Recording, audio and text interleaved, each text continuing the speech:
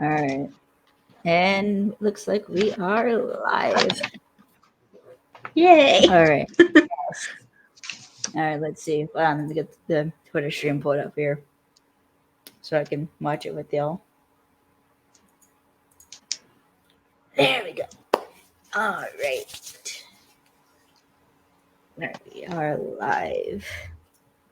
So, hi. Welcome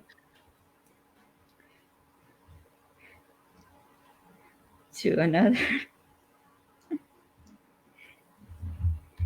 episode of Films and Fandoms with Kaylee. I am once again joined by Alex. I'm sorry. Hi. Yeah. And today we are going to be talking Almost Paradise, Season 1, Episode 4, Pistol Whip. But you must say this episode is very... See, it's weird because it goes from, like, amusing to, like, sad. And it's a real roller coaster, I must say. Yeah, it's like emotional and just like with your mind, it's like, okay, what's happening now? What the heck? Sorry! That was my bad. Hit a button. Hit a button I shouldn't have. Okay, I'm sorry. Oh, goodness. We just had the most chaos-filled conversation before this. I'm not going to say why.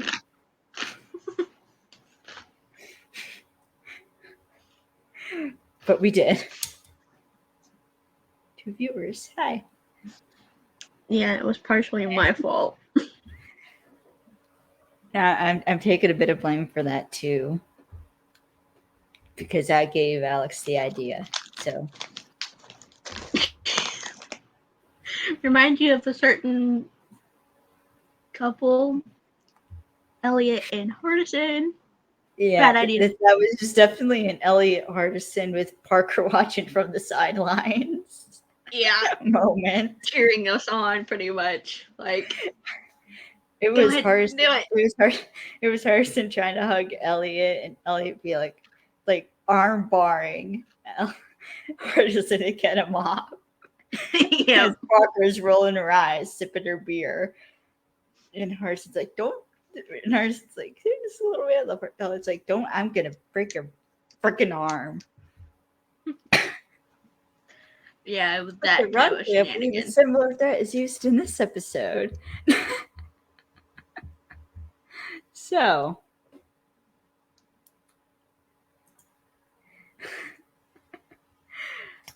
as I said, we're going to be talking Almost Paradise, Season 1, Episode 4, Pistol Whip. Bit of a summary for this episode. When a crew for a reality TV show about sunken World War II battlegrounds arrives on the island, Alex's need for rent money ensnares him in a dive operation with disastrous consequences. And I just now realized my neighbors are probably going to hate me because I've been laughing for the past hour. So this is going to be great.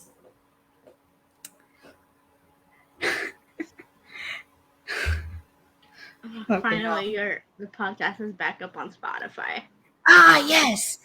So, okay, I'll go into that a bit in a minute. But the director for this episode is Dan Villegas. And the writers for this episode are Eddie Quintana and Calvin Sloan. So with the whole Spotify thing that Alex just mentioned, I fucked up and messed something up when it came to the site I used to distribute the podcast, Anchor. I tried putting it on another thing. It got fucked up. So I spent the past 2 days fixing it. Got it fixed. And it looks like, according to Alex, it's back up on Spotify. So if for some reason you either missed a live or you want to watch it again or get caught up or rewatch a stream, you can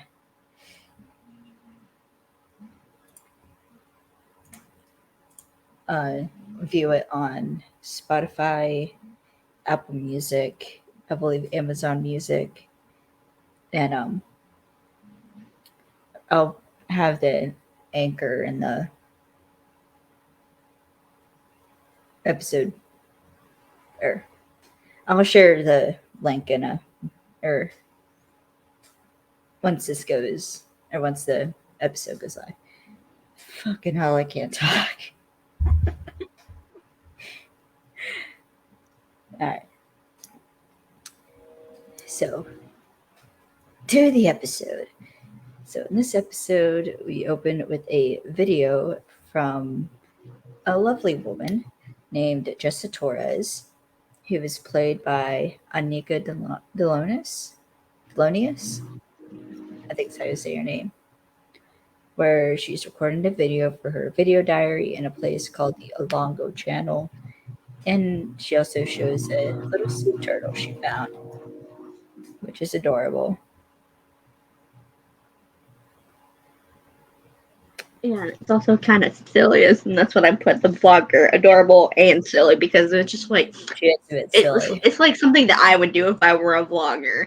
I would be that goofy. Yeah. Which makes what happens to her next even more heartbreaking. And because she stops recording and like she turns to the turtle and is like, wish me luck. It's kind of sad. Yeah. Also kind of like, it's to be expected. Like, yeah, like it's one of those film rule things, kind of like another character, like a character saying, see you on the other side, or I'll see you soon, is usually like an omen that they're not coming back. yeah, especially in a Dean Devlin production. Yeah.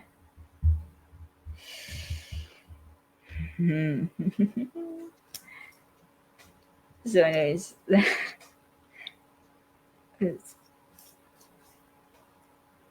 so then we see Jessa in her scuba gear, like she's swimming on the surface of the Alonga Channel, which I have actually a fear of ocean. So this next bit is like so freaking terrifying to me because I am scared of the ocean. It kind of, to me, it doesn't make me scared. It makes me kind of uneasy because I'm like the depth of that water. Oh, I'm terrified of the ocean. Like the idea of like I guess if I was on like a boat, I'd be fine. Sorry, I keep trying to see how to check the chat on the broadcast. But anyways, yeah, like I guess being on like a boat, I'd be fine because like I'm on something solid, but just like swimming or floating like that freaking far out with like nothing but water around you scares the shit out of me. Yeah. I'm actually terrified of being on a boat because the one time I went whale watching off the coast of San Diego, we hit this wake kind of hard, and we weren't going that fast, and I like felt the boat kind of dip down and go back up like this, and just that subtle motion made me kind of go, and I was like leaning, and I immediately grabbed onto the nearest pole that was next to me, and I was shaking. Like we could see the land in the distance, but we were pretty much out in the middle of nowhere in the ocean. It freaked me out. Yeah, that would hurt. Yeah, so I went and found a bench and I sat down. Yeah, that's a good idea. Yeah, because then, like, after we see the surface, we see Jessica diving underwater with her scuba gear. She has her camera in hand and she's like looking around. And then she comes across two divers in white suits, in like white wetsuits. And I think they have like lights too. And then, Yeah, like one of them, I think, had like a little guide light or something. and I think that you can kind of see like Jess's eyes go wide because then they pull out a harpoon gun Of all and start, things. and start freaking like, pull up. Oh, hang on. Do guns work underwater? No. Because I swear to God that was the Mythbusters episode. Yeah, they regular guns do I know not, there was a because the water Mythbusters gets in episode. the water gets in Well, the chamber I think there and are messes with the guns gunpowder. that do. I think there are guns that do, just not all of them. They have to be specialized waterproofed guns. Specialized. Yeah. That don't need gunpowder. And I'm pretty sure those ones are military only, so Yeah. pretty I sure. think they're specifically Navy issue, if I remember that, right. Well, that would make sense. Yeah. But anyway, anyways, I have a harpoon gun, and Justice starts like swimming away as like they fire her. They fire one, and she starts swimming away. And like it zooms past her, but like the next one comes kind of too quickly. You'd think for like a reload time, like because it has to travel through water. There's that different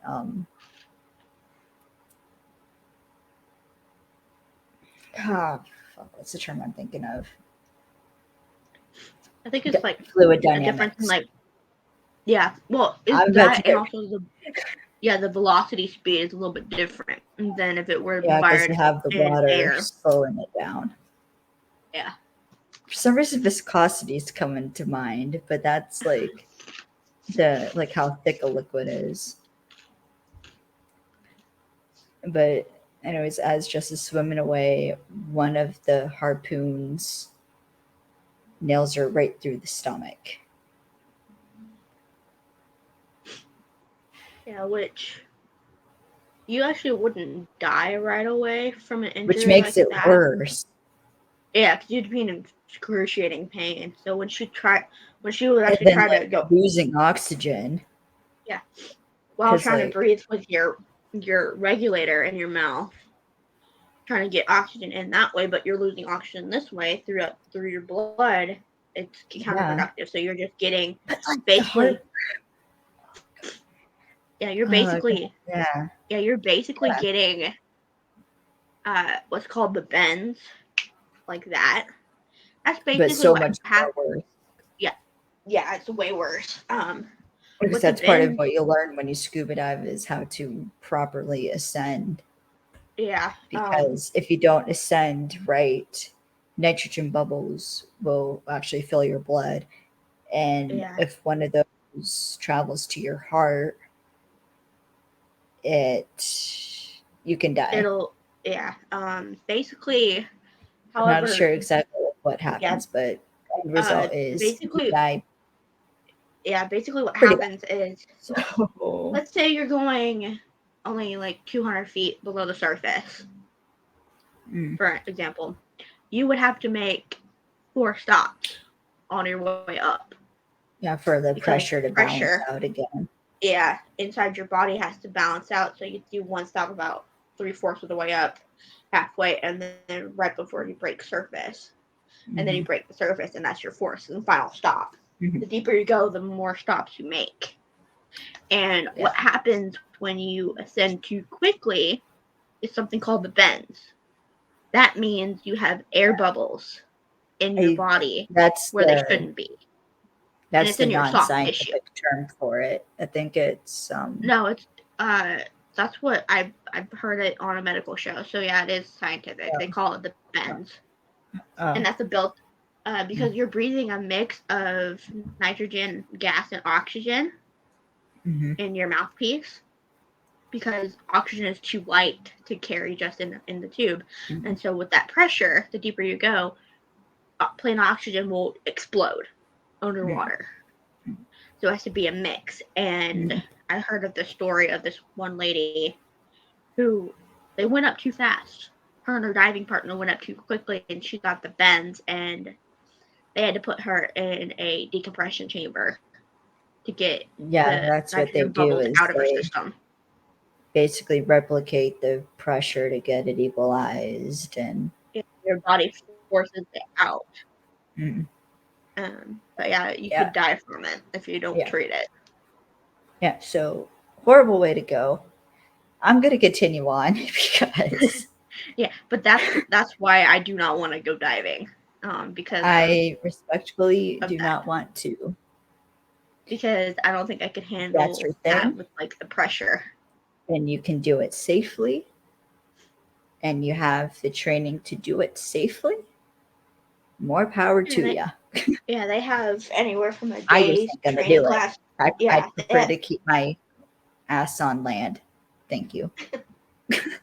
I'd rather go swimming in a swimming pool, honestly. Yeah, swimming pool would be better. Yeah.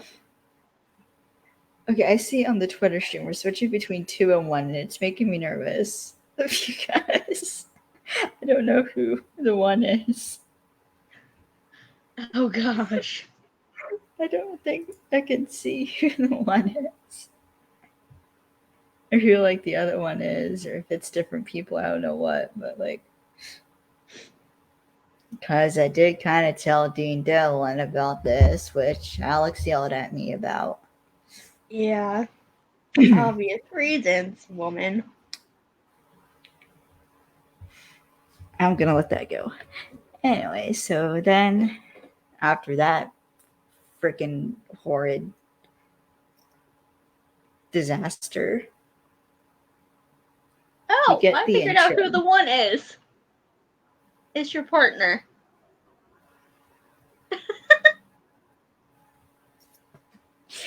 Alex, we talked about this.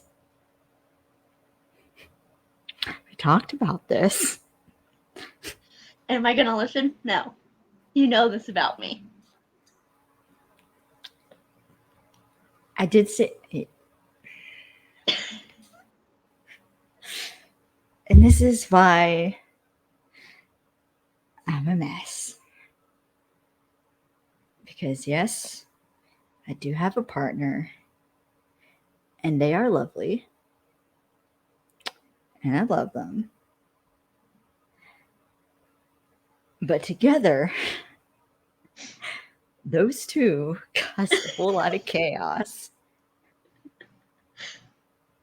I'm not going into it because I'm going to embarrass myself. And I'm not embarrassing myself any more than I usually would in front of my partner. So no. Okay, I'll behave from this time. I'll behave. I'm gonna freaking get a text about that. I just know it. Okay, continuing on, because I promised I wouldn't talk about them the whole time. So, we get the intro. And then we get Alex. He's at the gift shop. And he's watching a bit of TV, specifically the lottery drawing. Because he bought himself a lottery ticket. And we see that the first 2 numbers on the screen are 41 and 8. Which, do those numbers, I don't know what those, if those numbers relate to anything with Kane. Because I know it's 7, obviously. All Caniacs that know one, 7. Yeah.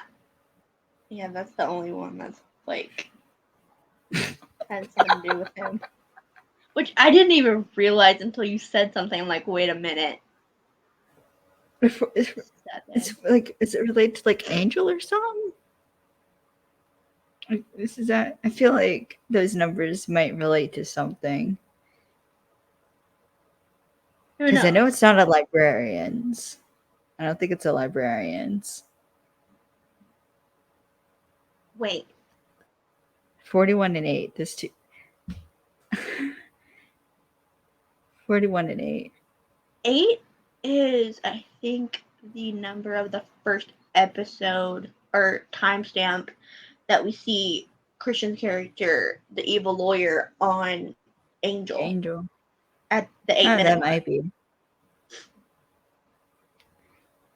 I still haven't seen Angel. You need to. It is on my list. It is on my list. It's freaking hilarious. I love it. Well, I mean, I have seen a couple of gift sets. Shout out. I want to shout out. I know they probably aren't watching this, but I just want to shout out Tumblr user Kane Kane _town for absolutely blessing the Caniacs with lovely Kane content, which I love and do freak out over. That's awesome. So do So, I. yes. When I see them, I think I follow them on my Tumblr as well. And they're because that gift set from but no, I'm not getting into that story. I'm not getting into that story. We're carrying on.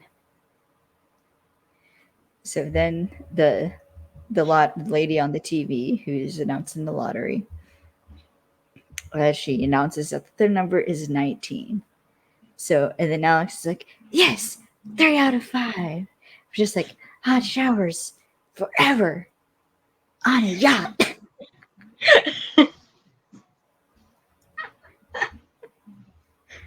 Just how giddy he got was freaking hilarious. He was so freaking giddy during that scene.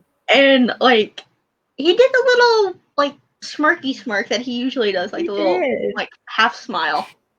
And I didn't catch it until I rewatched it. I'm like, wait a minute. And the 4th number is 21. So, and Alex, he kind of sputters because it's not his number. Of course, the last number, they got to draw it out. So, it's like taking a while, and Alex is like, come on, 3 out of 5, 3 out of 5. And like 4 out of 5 is no more ice showers like a freaking penguin. No, then he keeps repeating like 11, 11, 11, 11, 11. Like, and then the final number is 2. It's like, oh, come on. Yeah, and so he just kind of like, he rips up the ticket and he's like, I swear they do that on purpose. Tosses it on the floor, but pick up the damn paper, Alex. You're a grown ass man. Yeah. Like, take a little pride in your gift shop. Yeah, that's why you're freaking broke.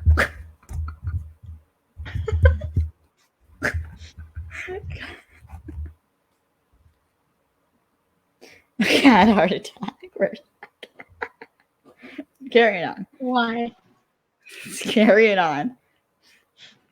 So then Alex, he like sits down on the floor and he switches to a news channel where he hears on the news that from Washington that for the 5th week in a row, Congress has failed to end the government shutdown. So there was no pension or disability payments yet. And Alex, it's like, damn it. Then his monitor goes off. Yeah. And fun fact, this was actually around the time where in real life here in the States. I was going to say, I wasn't going to mention it, but I guess we do kind of have to mention it. But yes, this was a real thing that kind of happened. Yeah. So, and yeah, that's really all I'm going to say. Yeah, that's why I kind of was affected by that because I was trying to get approved. Yeah. For a disability check. And and it Oh, took yeah, that would. forever. Yeah. Yeah, it was slowed down. And then finally, after a couple months, we finally got in via phone call, and I finally got approved for it after a month and a half of not having anything. But yeah, that was just, I actually experienced that. So I can kind Yeah. of Yeah. personally So, relate to his anger. yeah.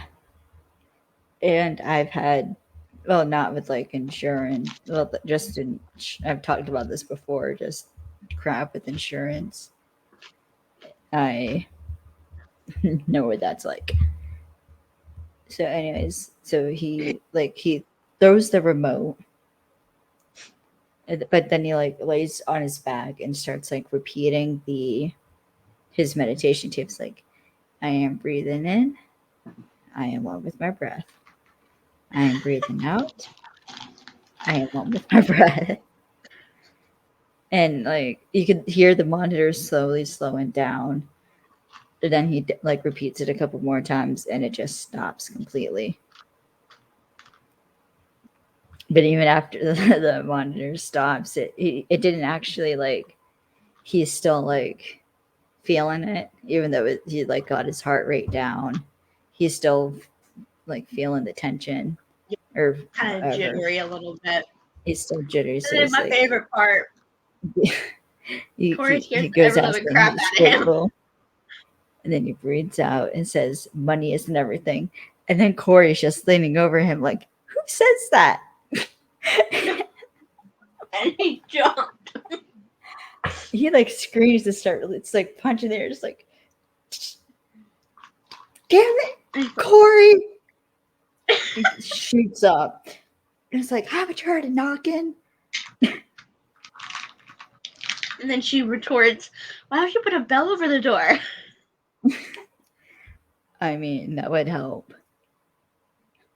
True. But Alex is like, look, I know I'm late on my utilities. If you could just pay for a couple more weeks. And Corey is like, you have this big government check plus this store. Why are you always broke? Like, where's your money go? Like, is it like you have a gambling problem? Which we do actually find out where Alex's money's going. So that's a Chekhov's gun, technically, because it comes back. Yep.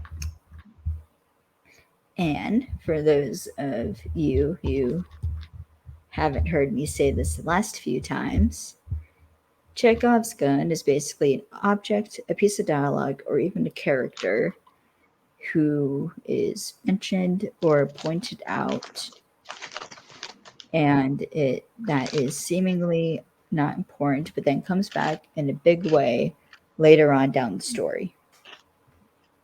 So yes. See, this isn't all just ranting. You learned a thing or two here. Like how you can dabble scuba diving. Apparently. Yep.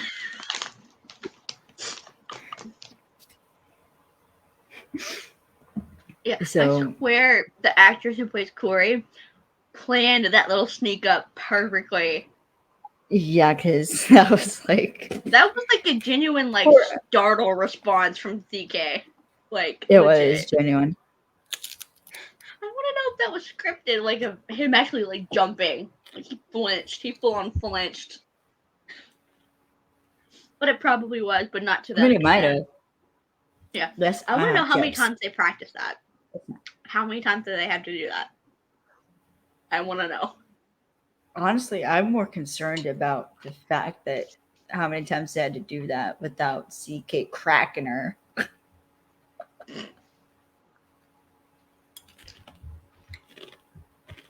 Like cracking her in the nose or something because of that. Yeah. But yeah, this was, I don't know if you remember back when they were filming this, CK posted a picture outside of the dive shop. He actually had to get certified, I think, for this because they actually have to go underwater. Yeah, we'll mention about that. That's actually kind of cool. Yeah, it's cool. Yeah, we'll get more into that though. We'll get more into that though later when we get to some underwater stuff Yeah, that's gonna be in this fun. episode. But yeah, the writing for this episode was just incredible. Mm-hmm. So continuing on. So like Alex says he doesn't have any, and then Corey asks if it's girls or drugs. Then like this And he's like which taken aback. You can, Corey. sweetheart, please, just He's an none of your XDEA damn agent. business. None of your damn business if it is. Okay, fair. But why? He's an XDEA agent. I am pretty sure he's not going to be into drugs. Well, I say that, but then I just remembered the last partner, or the partner, so. Yeah, it's like, well, he's got that integrity of wanting to do good, so of course he won't be taking or dealing the stuff that they're trying to stop. Yeah. Well, I mean, unlike a I certain think someone. Corey knows Alex has a bit of integrity in him, Yeah, but as much as someone who's been dealing with like the, which even to this day it's still going on. yeah, Kind of like what Alex said in, I think it was like episode 1. it was the first, or it was 2. very first episode. Yeah, very first one. To Kai. It's like there's the war, the people, the veterans of the drug war, they don't get a big homecoming or anything like that. Yeah, They like just, basically. Which I must say, I do appreciate that the show is like, it's bringing that into light without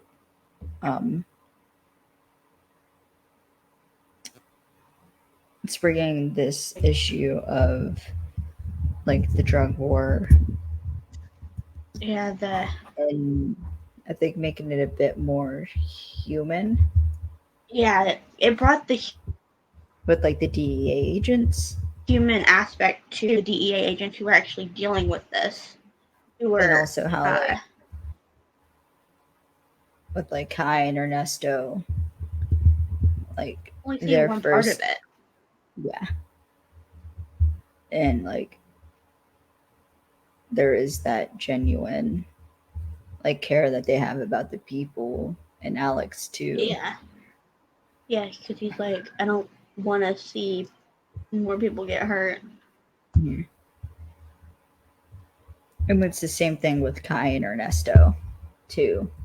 Yeah, because he saw personally people get affected by it. People like his friends and stuff got affected by it. Mm-hmm. So much so that he wanted to do something about it, and I thought that was really kind of cool. So I just do appreciate that that's a bit different than what it could have been. And they also could have very easily demonized the Philippines. Yeah, but it brought up a lighter side of it. It was like, yeah, there's bad stuff going on, but this is still a beautiful place. And there's still like people who take pride in their community there. And it's not all bad.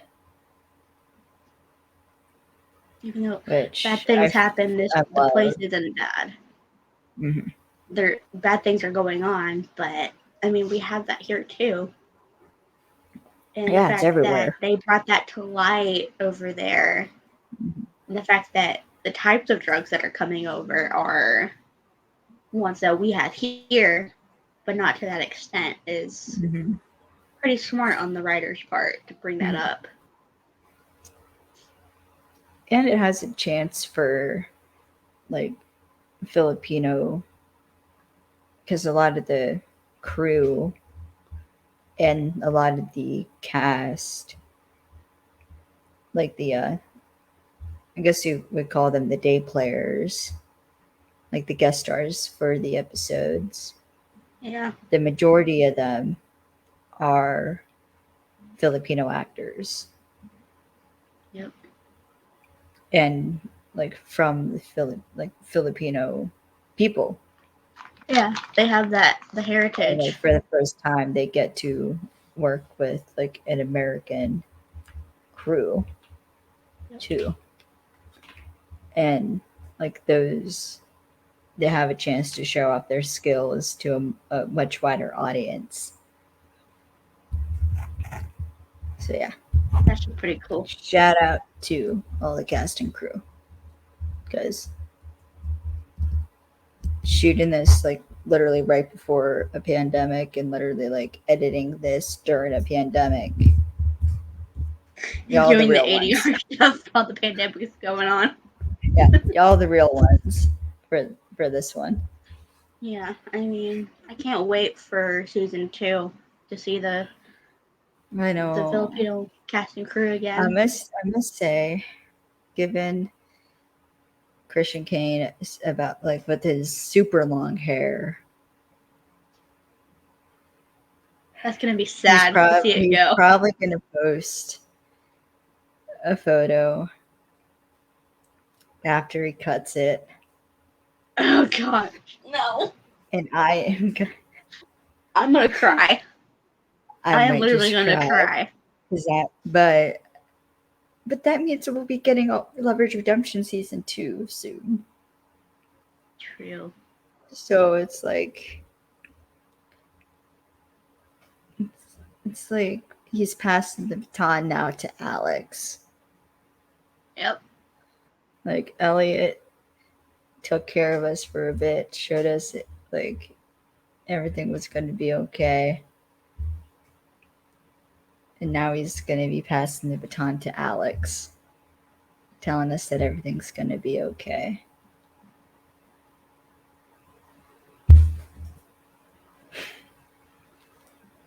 You put it that way, it makes it even more sad. I know. It's like, what the fuck was that?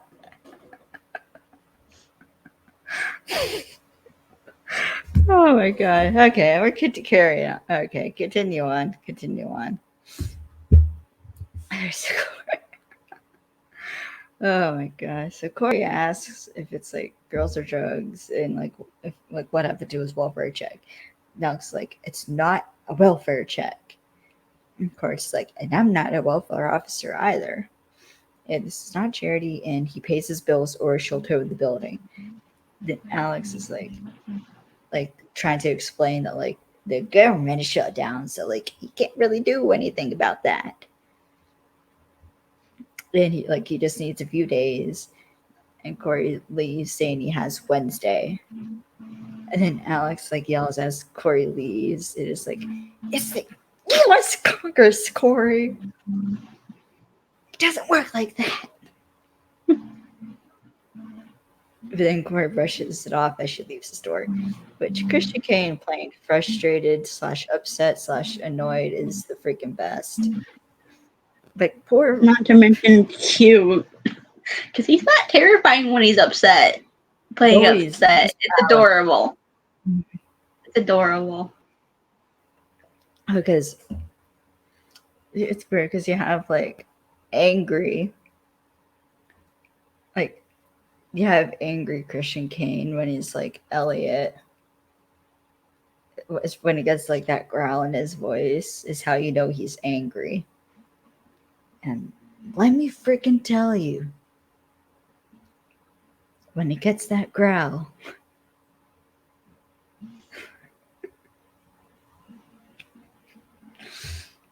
carrying on. So then we go inside the.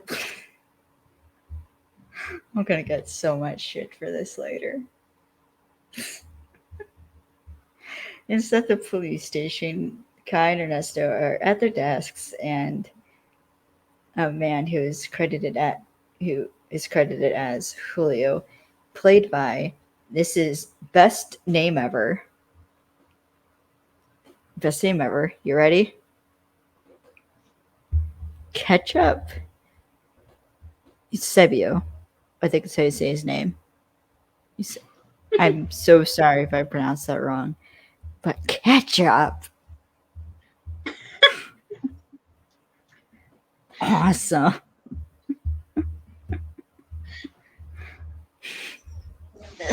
Like that is such a like, and talk about standing out. It like that was like awesome though. Like It's it's hilarious. such a cool name. That's hilarious. Now I know he's not watching this, but ketchup, you acted your ass off in this episode. Like,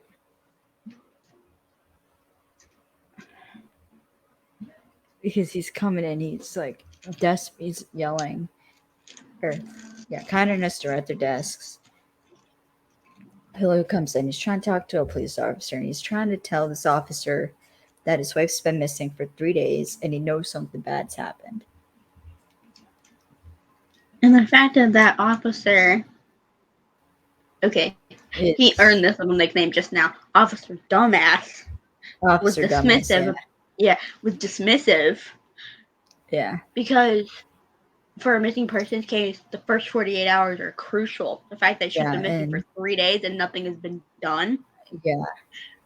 But then they run into and then they run into Ocampo, and the man's like trying to tell this to Ocampo and saying like his wife's name is Jessica Torres. So immediately you're like, oh shit. I knew because that connected the dots because we saw her die at the beginning, so it's like, yeah, she said, oh, no, it's Jessie. That's what she said. It was like, it's Jessie, so it's short for Jessica. I'm like, wait a minute. Oh crap. And I said, oh crap, out loud. Yeah, because like now, like as the audience are thinking like, oh, like his like we as the audience know his wife is dead. So any sort of closure he gets is gonna be freaking heartbreaking. Because even if they like find her body, like if they do, have his wife again. He won't have his wife again. But I guess if they find her body, they can at least like bury her, who did it and why, or do whatever she wished to her wishes. But give her a proper burial if needed. Send up that's what she wished for. But like, not knowing if she's alive or dead. But like, if they don't find her body, we're like, oh, like his wife is dead because like we saw her die and there's no way she survived that. Yeah, or if she did, she's definitely in a coma. So it's so much worse because like he's a freaking mess. Julio is. Yeah, and then I wrote down the missing girl from because at this point he thinks that she's just missing. The girl from I wrote the missing girl from the video is the man who came in to the PD office shouting.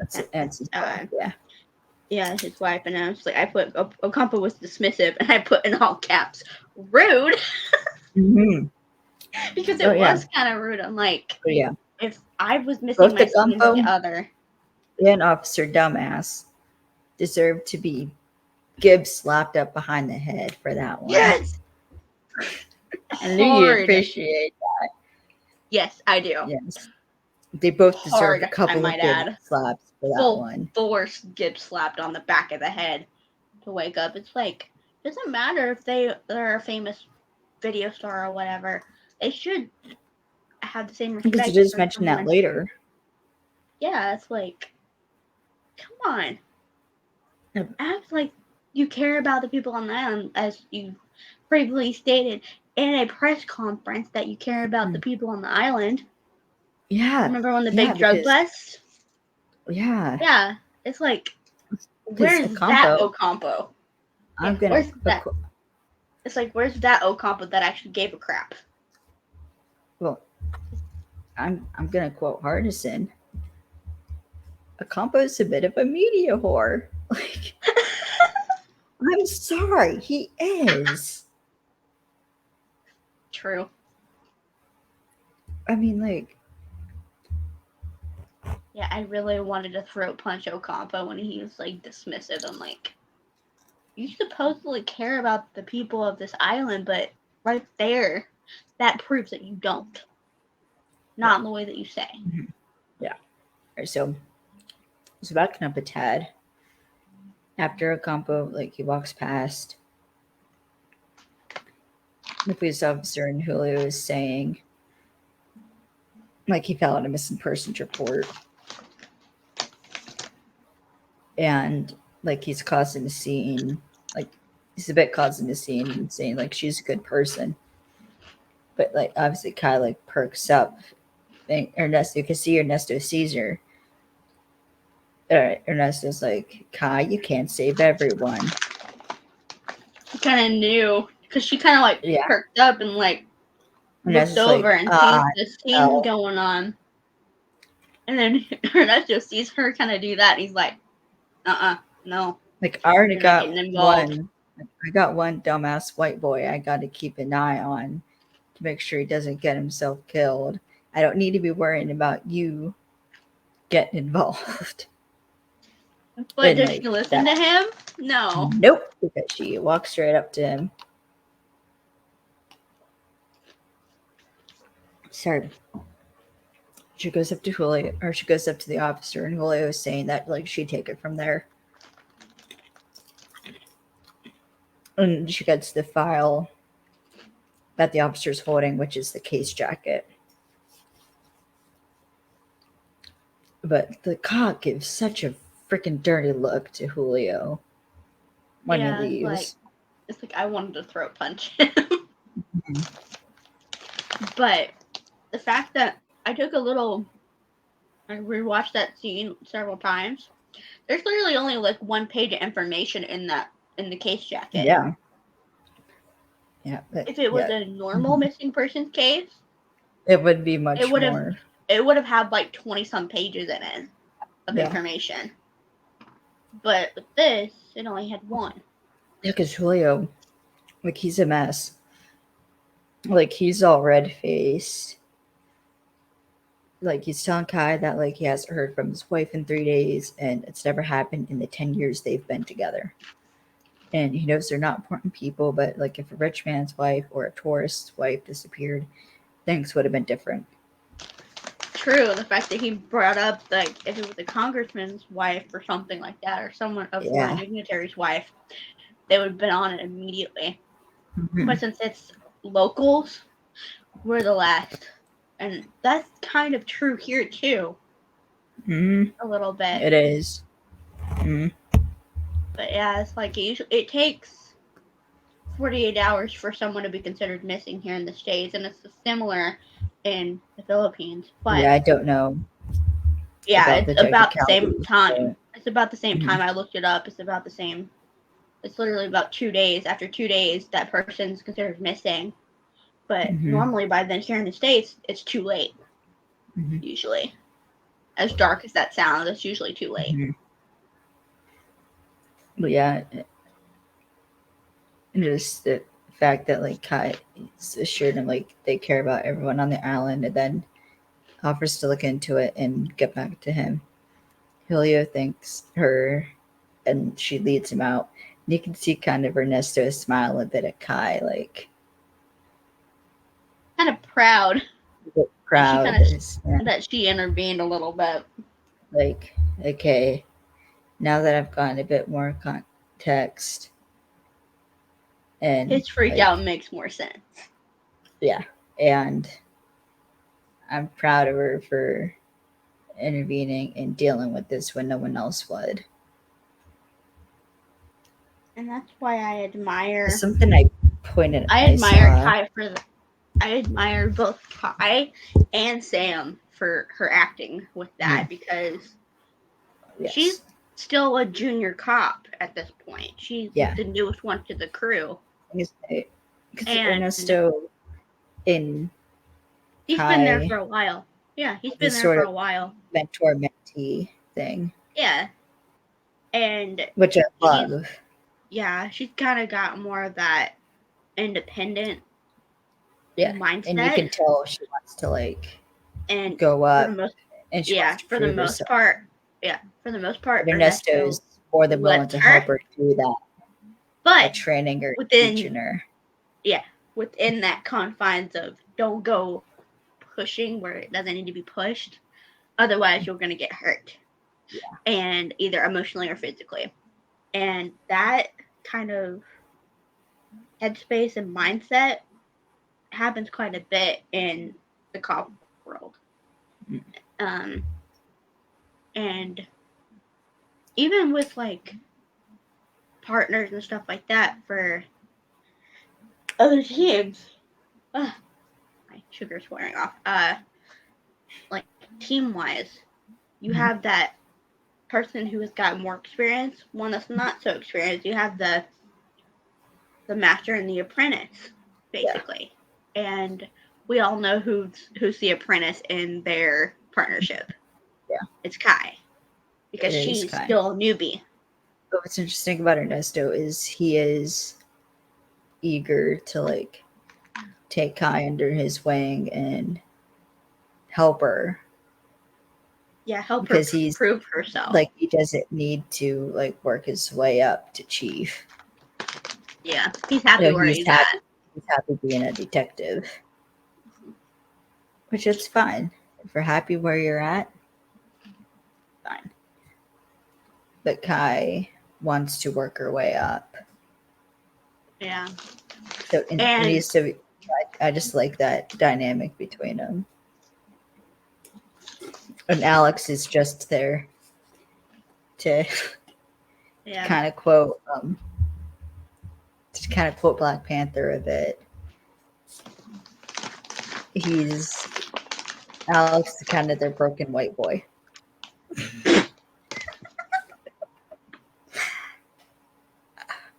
I'm not wrong.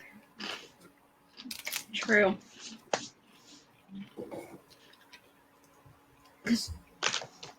Alex does not know how to relax, like at all. He's he's like this little slingshot wind-up toy. Mm-hmm. Just like constantly being wound. You know what I'm talking about, right? The one where you whip it and you pull the string. That's him. He's constantly at that tension point, but not being able to let go. Mm-hmm. Because when he lets go, that's when he has an attack. Yeah, which we've seen when that happens. So, continuing on. We then see Kai heading into Ocampo's office, who's like looking at himself in the mirror, adjusting his suit. And Kai like asks if he has a minute. And Ocampo's like, "Not now, Mendoza. Have somewhere I need to be."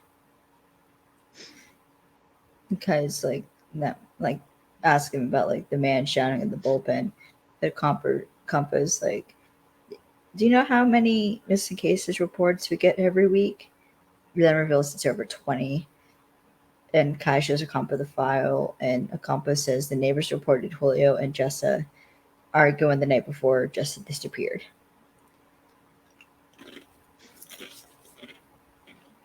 So then Kai's like, "Well, it's not in the jacket." And Ocampo was like, "You don't think we follow up on these things?"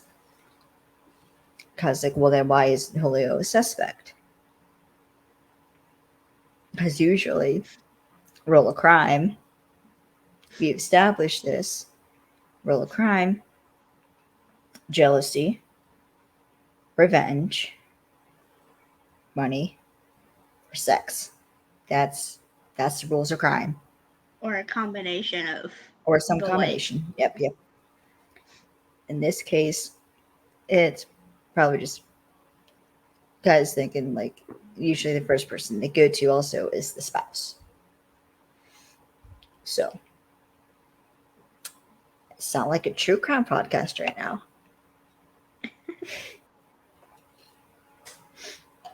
So Kai asked like, why isn't Julio a suspect? A cop is like, because the neighbors also saw Jessa leaving the next morning. So she's not missing. She's just mad. It tells Kai to not make something out of nothing. Then leaves, and Kai picks up the case file or the ticket. Then see outside the resort, a couple black SUV is arriving in a crowd of fans, and we meet Jerry Westwood, played by Andrew Lang. Like, he gets out of the SUV to screaming fans, and like he signs some things. He's saying like hi. He's taking photos, and then like the rest of the crew get out, and they all head inside to meet more people. Which, real quick, something we need to discuss: meeting celebrities etiquette. Because lately, I've been seeing too much shit about people disrespecting celebrity spaces. Especially because Comic-Con just happened. And, like, so we need to discuss this real quick. Think of it as con rules. Okay? The con house rules. Con house rules, yeah. Okay. 1. You are a stranger to that celebrity. Acknowledge it. 2. Do not get in a celebrity's personal space Unless you ask without permission first. Yeah, it's like, ask them for a hug, ask them for a high five, ask them for what you want from them. Or and if they say like no, if they hold up leave their it at hand that. for a high five their hand. Number 3, do not say anything to a celebrity during a meet or greet or an autograph session or a panel that will make them super uncomfortable. Okay? That you wouldn't want somebody doing that to you, so don't do it to them. Number 4, celebrities don't owe you anything because they are celebrities. And that's just a given, honestly. Number 5,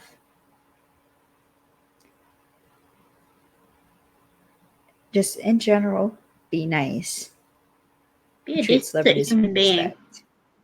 Plain and simple, just be a decent human being to them. Treat them like they're human. So, number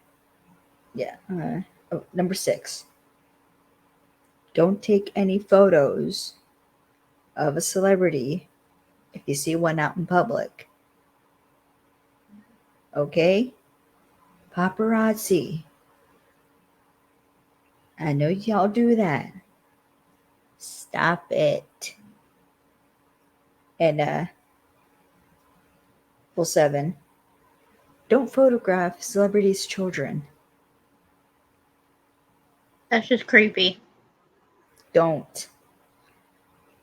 Okay, a lot of shit's been going on relating to that. Do not do that. Okay? Do not. That is 1, rude.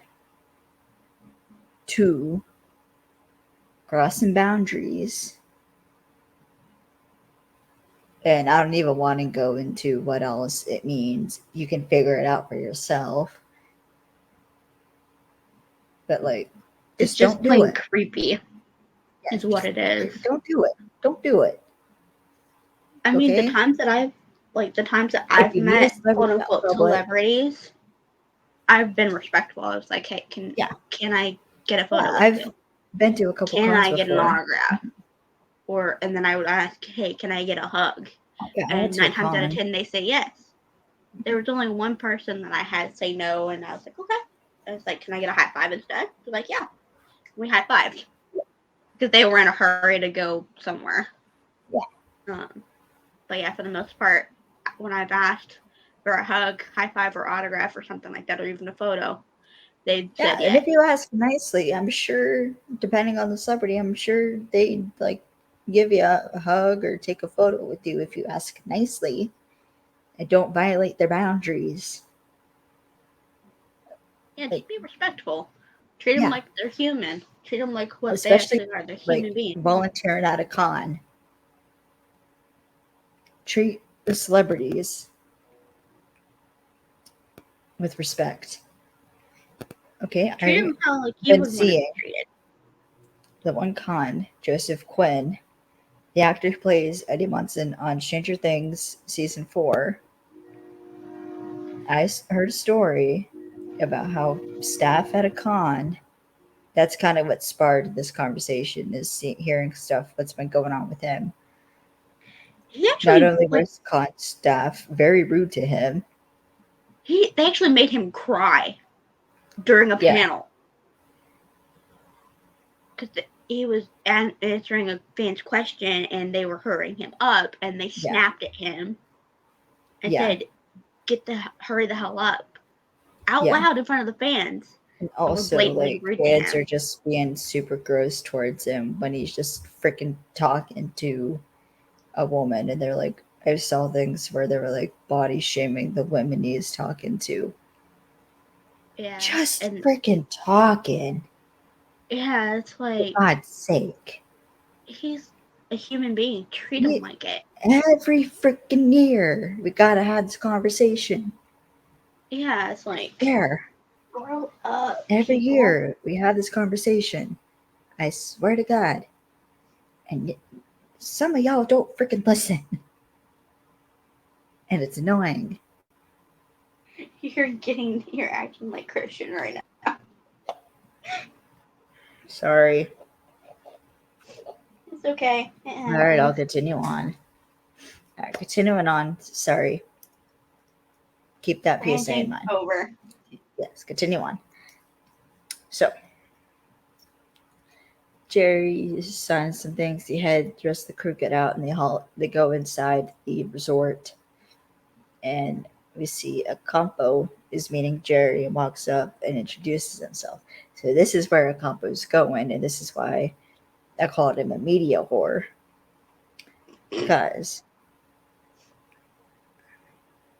that's what he is. True. And Jerry's like it's great. I'm grateful to meet the man on the front line of safety and security, and like introduce himself. And Compo says he doesn't need to introduce himself, and they're friends at Allen, and his show's been airing since he was in college. The dumbfounded on Jerry's face. Like, yeah, I'm old. You don't have to freaking point it out.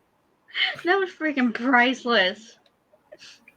I mean, that would be like me or you telling Christian, like, oh, we've been watching you since we were in middle school. Yeah, like, because that's when Librarians first aired.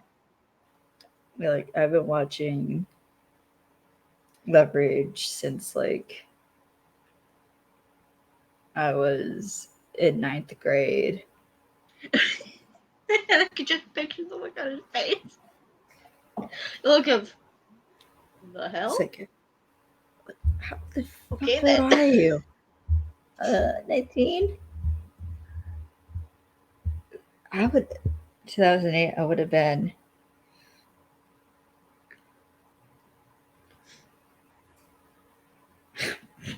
hang on. 5. I was 9. I was fucking 5 when Leverage first aired. I was 9 years old when Leverage first aired. 50 freaking years old. We out. We out here. I know.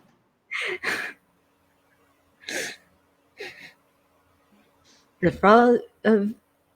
No, never mind. I'm not going there. Not going there. Continuing on.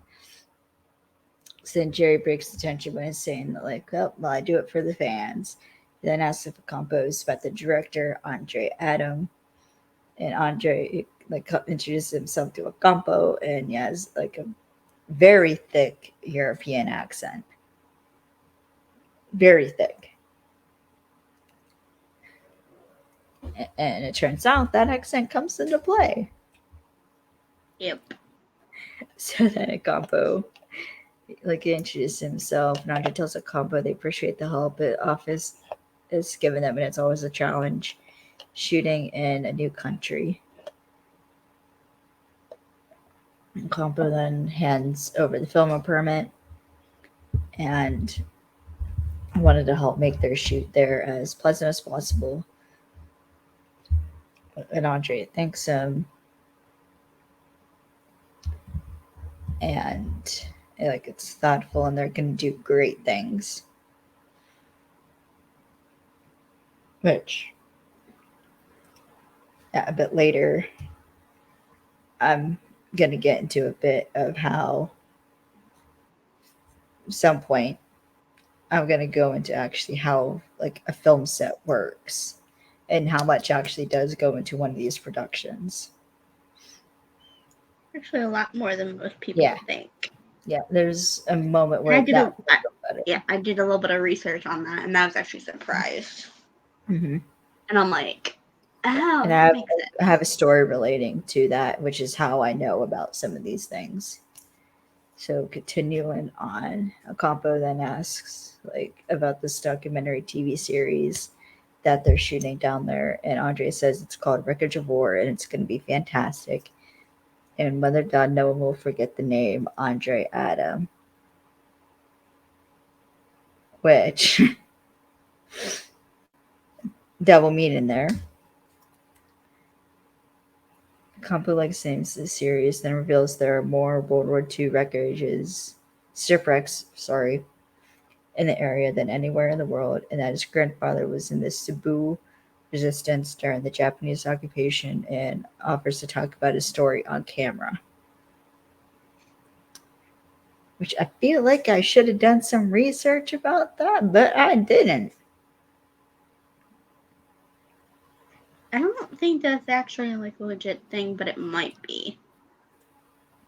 I'm pretty sure it is a legit thing. Only I say that because a lot of people don't, like, when they think of World War II, they think of, like, all the fighting that went on in Europe, and, like, D-Day and Normandy, and, like, the European side of the conflict.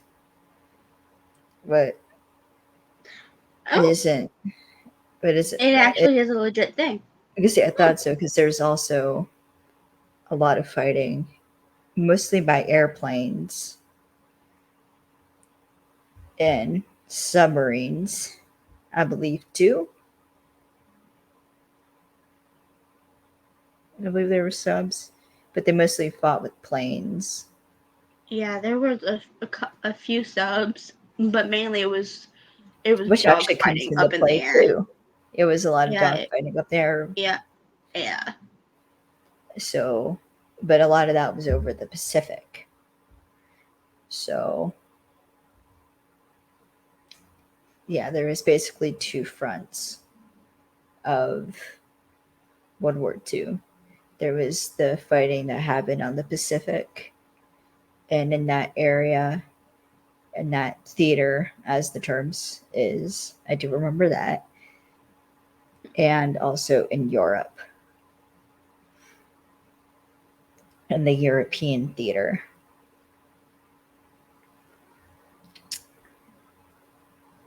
I read a lot as a kid.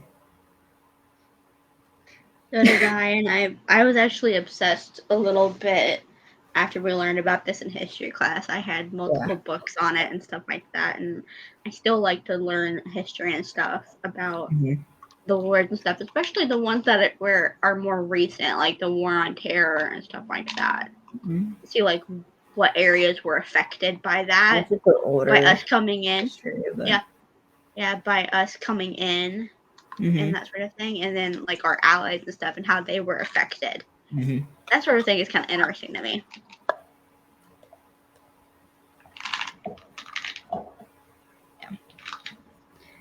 So after Acampa reveals that, Jerry's come over, and Andrea's like, "Oh, do you hear that, Jerry? What luck?" Then Jerry offers to sit down and pick Acampa's brain a little bit, as his career's always been about detailed preparation and knowing every aspect is what defined his career, and actors these days only care about Twitter followers, and the craft is a dying art.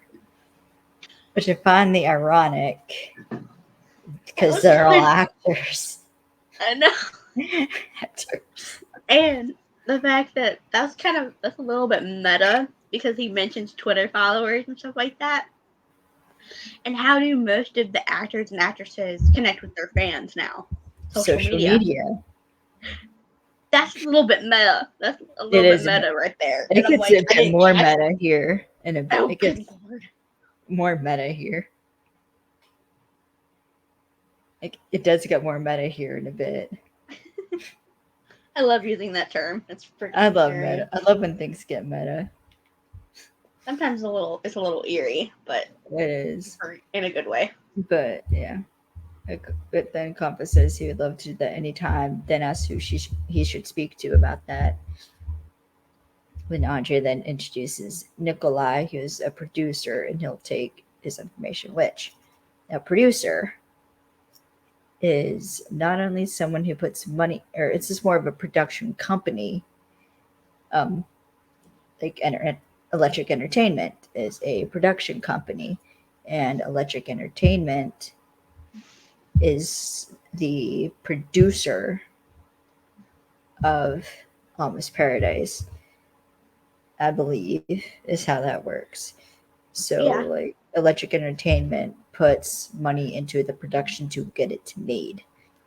But a producer is also someone who comes on and helps with the decision-making process. And actually, going back to Almost Paradise, Christian Kane is a producer for the series. I think he might be the executive producer. He's one of the executive producers. Thank you. And I have that written down too, because he helped make some of the choices and stuff for and hiring. Choosing the little girl that played Rita. He had an opportunity to pick that, and then he got to read with Corey and pick her. Same with Kai. Sam Richelle. She got to read with Christian, and they did a chemistry read right off, and it's like, she's perfect. And for those who don't know, chemistry read is basically they have like an actor they cast in a series, or if it's like a recurring series or something, then they have the actor cast. What they'll do is they'll bring in the other character and they'll read along with them to see how they connect with writing. Yeah, and it's also then they'll do a chemistry read, and then like in Supernatural they did what's called a screen test. Where they had one side filming the person reading the other lines, and then behind the camera. The clip I'm thinking of is Jared Padalecki doing the screen test for Sam Winchester. Yeah. When he's doing the famous line. Like, when I told Dad I was scared of the thing in my closet, he gave me a 45. I think was the line. I forget what exactly it was. Actually, I have the Supernatural pilot script in my bedroom. I do. Because my mom's ex-boyfriend bought it for me for Christmas. but because he completely kind of screwed up my mom because he ghosted her, I may just sell it and take the money. Because that's me.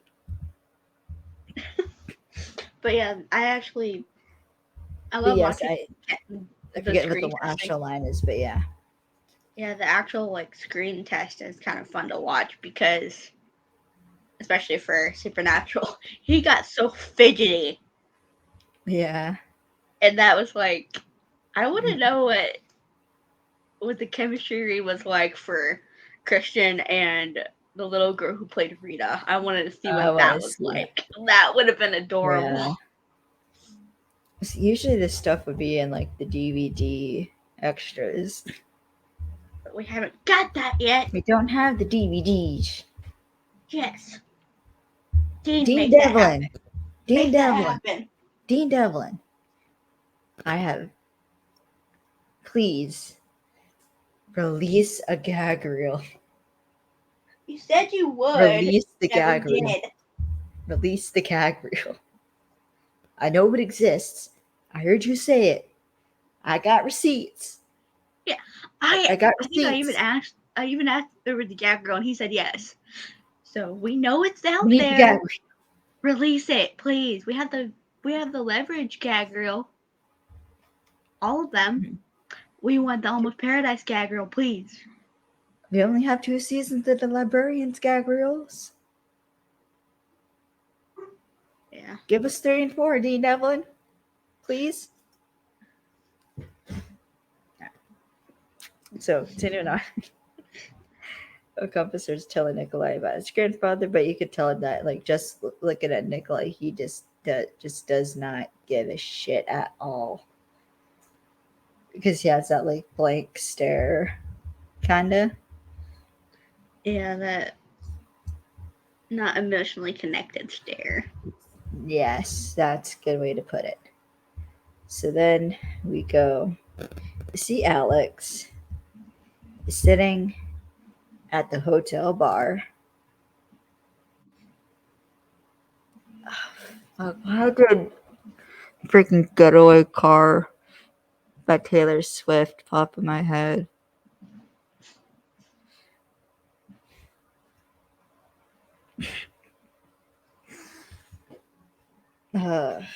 Carrying on. So he's sitting at the bar. There's like purple and white lighting the place up. And there's actually balloons in a net on the ceiling. Which, fun fact about me, I am scared of balloons.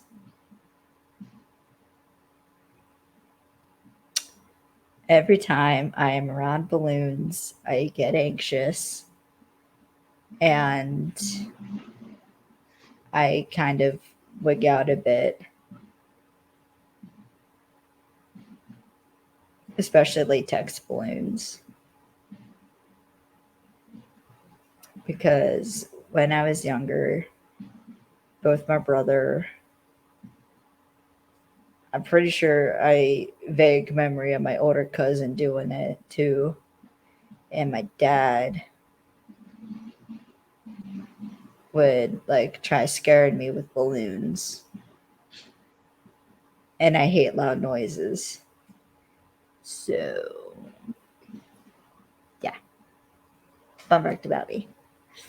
So anyways, Alex is drinking and he's trying to pawn off his watch to the bartender.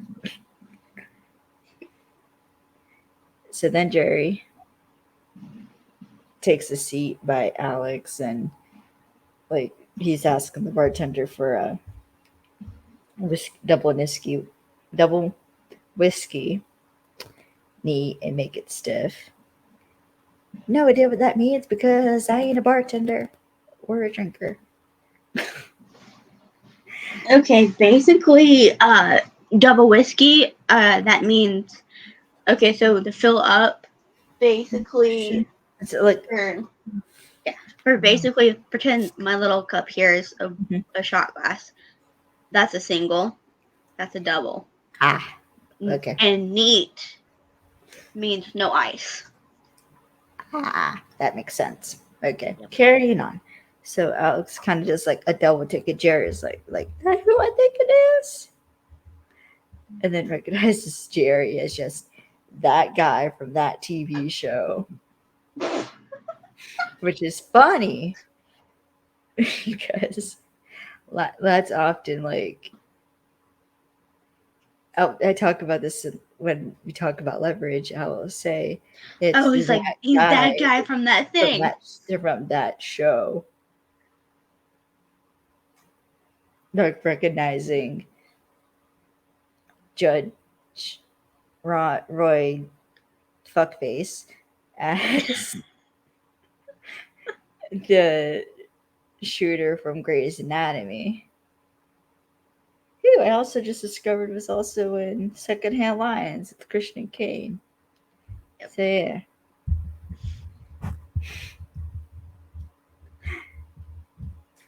And that guy from that thing. Yeah, that guy from that thing is usually. Oh, and fucking Foss from the Teal Horse Job. Oh, is also one of those people, and I'll probably keep saying that term. It's one of those. Hey, it's that guy. Yep. I'll be saying that a lot. Anyways, Jerry's like, I take it you mean like a classic show like Pistol Whip, which is the name of the TV show. Also, the name is that freaking train. Yeah. Rude. Well, I live where there are a bunch of trains, so of course there's going to be trains. This is the second one. Right across from a hospital. Oh. I get it. So, which is a show in the 90s. So I think Pistol Whip is about the equivalent to like I think it's supposed to be like a combination of like Walker Texas Ranger, maybe a bit of like MacGyver, like those classic 90s TV shows. Yeah, it's basically, from what I understand it's like Walker meets, not really MacGyver, but I would say more like Magnum. Magnum PI. Yeah, that's what I was thinking of. Magnum PI. Yeah. It's like those two put together. Mm-hmm. And Alex is now full on fanboying.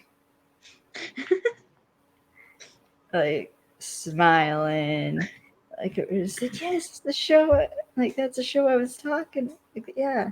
I used to watch it all the time and like I loved it.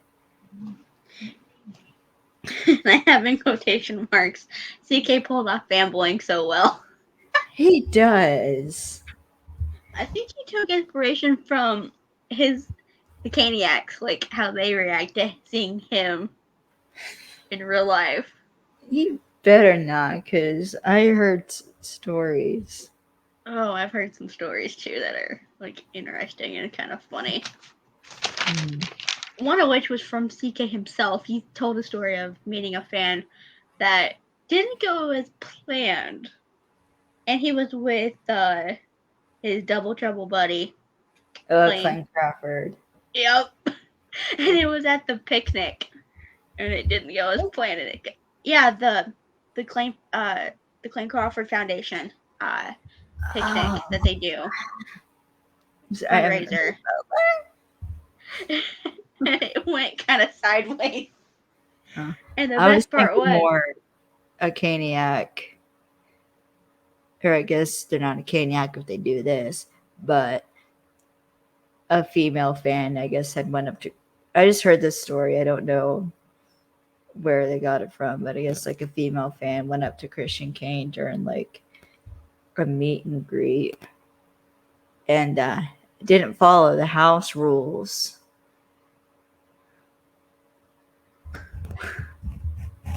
Goodness. So Yeah, I think that's when he had to stop doing like the meet and greets. Which, once again, circling back to that PSA from earlier. Yeah, just treat Follow people the with con house respect. rules, people. Yeah, just like. But yeah, it's like it was at the picnic a couple years ago. I watched the video for it. There was this young lady who was probably about maybe my age, a little bit older than I am now. She went up. She was gonna give both of them like a little goodie bag of like candy or something, and she tripped. And what does Kane do? He grabs her arm and catches her right at the last second. Yeah, that's instinct. Yeah. Yeah, and then she full on like yelped, I think what it was, and she dropped the candy anyway, and she's like, "Oh no, my candy!" And CK freaking lost it. He started cracking up, and then Clay just glared Well, at him. yeah, because dumbass probably did this something similar. But they were on like a little platform, is what it was, and she tripped over the little baby stage, is what it was. I've done And that. it was granted it was in like this old barn, basically. And I just remember watching it. I just remember Clayne smirking, and I'm like, oh dear Lord. All right, carrying on. Citra's like, it's a classic. Alex like says the show is great, and Jerry had this like beautiful pistol with a pearl handle, and it was a snub nose revolver, and like how he always wanted one. Which now I hear pearl handle, and I'm obviously thinking I'm thinking of this song called it's a song called Wild Wild West by Runaway June is who it is, and the bit of the song is like pearl handle 45, just let me be the whiskey on your breath and love me like a wild, wild, wild west. Yeah, that's what popped in my head. But yeah, it's like Little impromptu singing for y'all. You'd have to make a tally of this shit. But yeah, it almost looked like I could picture the pistol in my mind, but then later on we actually get to see the prop. Yeah. And I'm like, wait a minute. And it looks it looks similar to the pistol that in Tombstone Doc's best friend has. Fucking Tombstone. I know. And it was similar to like the way that the pistol grip was. But yeah.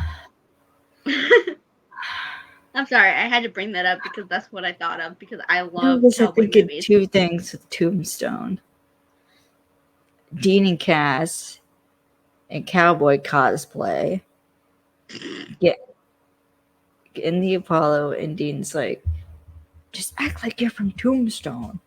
Cass is like, you mean the movie with the guns and tuberculosis? And I'm your Huckleberry.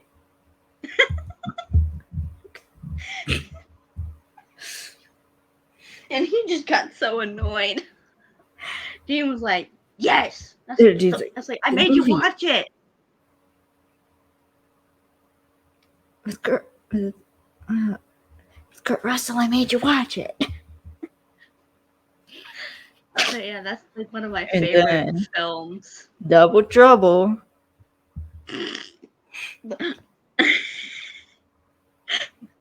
Well,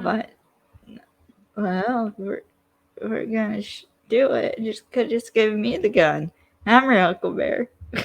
It's like, next time. I was like, well, next time you might as well give me the gun. And he's like, he hands it over after he drops a clip and empties it. He's like, well, it's a little late now. He's like, and then he says the famous line, I'm your Huckleberry. Which, fun fact about that, I have to bring it up. I have to. Okay. It's actually Hucklebearer. How the Basically, hell did it get to Huckleberry? well, it Oh, was yeah no, I think I do know. the actor who played Doc put on the Georgia accent, and it came out Huckleberry instead of Hucklebearer. Hucklebearer is the Old West term for pallbearer. So it's basically saying, I'll be your pallbearer. I'll be the one carrying your casket. That's dark, but interesting. No, that's not what I was thinking of, because in that context, Dean kind of tried to do that to Cass. And Cass kind of did the same thing to Dean. Oh, right. And then Quentin's tried to kill Elliot. I'm sure more than once. Yep. But like the smirky smirk that Quinn freaking did, and before he put the gun in his waistband, he's like, "Keep it," and he just looks at him like side-eyed. I need to turn my fan up. Hang on. Fucking, I've been running over here. But yeah, I actually had to look that up, and it was Val Kilmer's fault. Like he put on that thick Georgia accent on purpose, and that's how it came out. And I didn't realize that until I looked it up. Huh. It's interesting. Sorry. Because that's what the handles on the that's what the handles on the casket are called. It's called a huckle, which I didn't know. That would make sense. Little movie trivia for you. Yeah, carry it on. So Alex then talks about this like famous move in Pistol Whip where Jerry like whips the pistol, and he's also like rocking like in his seat, like jumping up, which is kind of like me when I get hyper. You'll kind of see me do it. I'll shake my arms, or I twist my fidget ring. But like I will often rock to when like I get excited, or if I get like hyper, I will do that, especially if I'm watching a show. So yeah. So then Jerry thinks calling Alex compadre, and like tells Alex to call him Jerry. Alex introduces himself, and Jerry starts explaining like how if you want to do it right, you have to pick a spot 2 feet behind the actual target and follow through like holding a tennis racket backhanded. Which, some more film facts. How you do a stunt fight is, now I actually do have a little bit of training in stage combat. How you do it, so like I'm gonna use like this as my target. So if I were to throw a punch, hold on. So I'm trying to get the measurement right so it looks good. Okay, so how you would throw a punch is you go back, but you miss your target. Or in this case, it'd be more like you're going like past here, and they like react by like say like you're punching someone in the face, they react. They have to react and time it just right, which sometimes is tricky to do. Just get that timing right with the reaction, because if you do it too soon, it looks like it doesn't look good. But if you do it too late, you can it looks off. It looks bad if you like do it too early or too late. So you got to time it right, which is hard. And the one thing you never do when filming, or if you're doing a fight scene, is even if your co-star is having trouble, or you or your co-star, or if the person opposite of you is having trouble with the fight, or it could even be like a bitch slap, whatever. Don't let him Don't do let it him for actually real. hit you. Freaking Don't let Jensen him. CK. Well, Jensen is who I'm thinking of because he told the Yeah, he story let. where he Yeah, let his for. guard Archangel Yeah. actually punch him because she was having trouble getting the Oh, timing right. it was a slap, not a It was a punch. slap. Oh. Well, she had trouble with the timing. So he said, just actually slap me. I don't care. Come on, just Because hit me. Just hit. because he Yeah. is like, I believe, as he quoted in the panel, how bad could it be?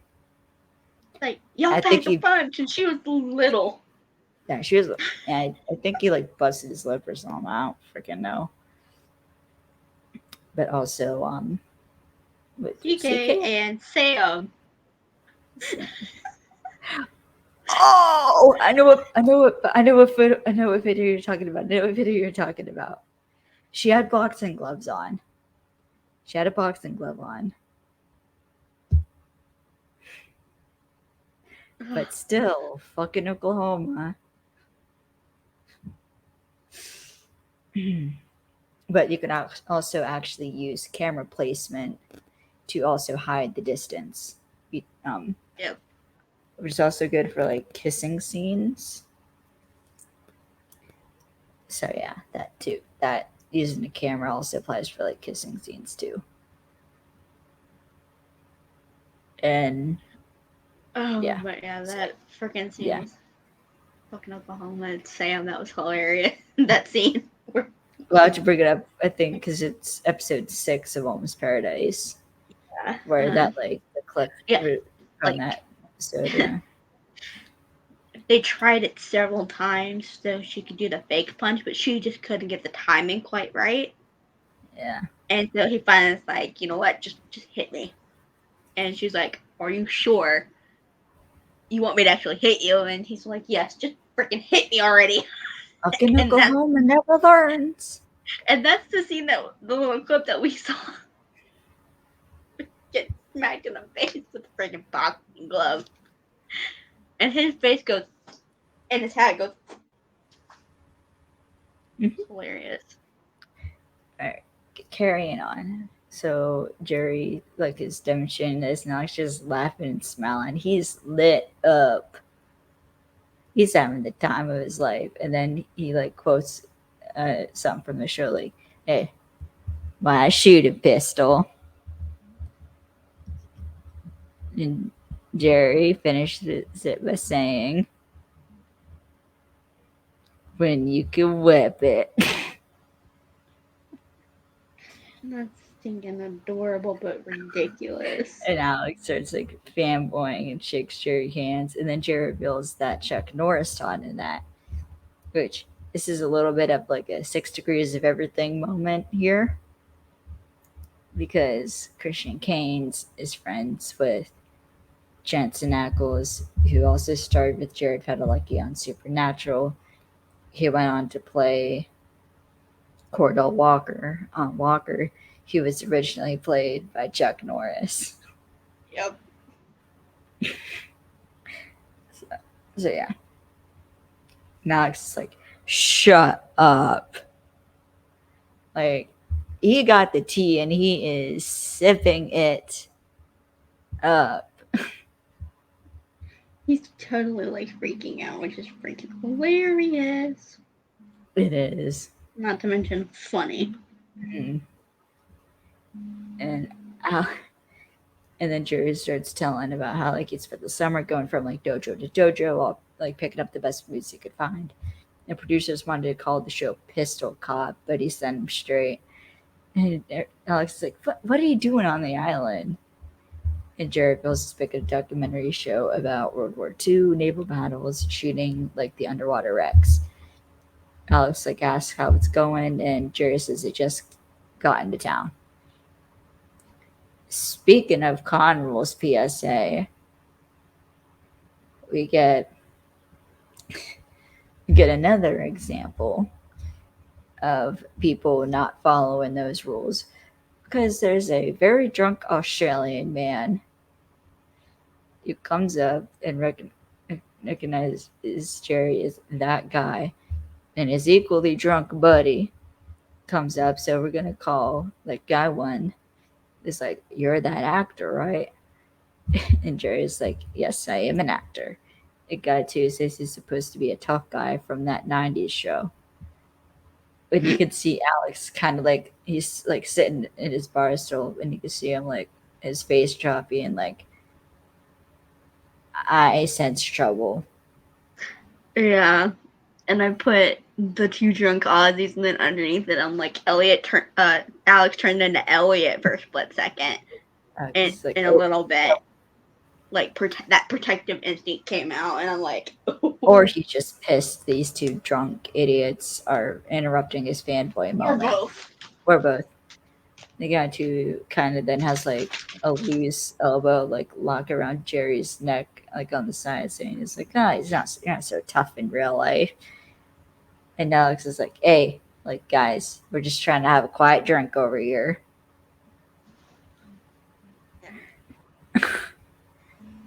And like guy one like puts his hand in Alex's face, and you kind of see like Alex looking like, bitch, you didn't. Yeah. I'm sorry. That's the only way I can describe it. I'm sorry. Face. Gachi is like, we're not talking to you. We're talking to the tough guy. Cute. Bad Aussie accent from me. Jerry's like, how can I help you, gentlemen? Like, you want an autograph, a picture? And God wants like, no one wants your damn autograph. Jerry's like, well, then have a good night. Which, no, is reasonable. They don't want anything from him. Right now, they're just being a nuisance. And, like, all Jerry wants to do is talk with his new buddy over a drink. And this, like, pisses off guy one, who tells guy two that, like, you're like, he's dismissing us. It's like, They get kind of mad, and I'm like, that serves you right. Get dismissed with that. yeah. And then, like, guy one accuses Jerry of thinking he's better than him. Jerry's like, that's not what I mean.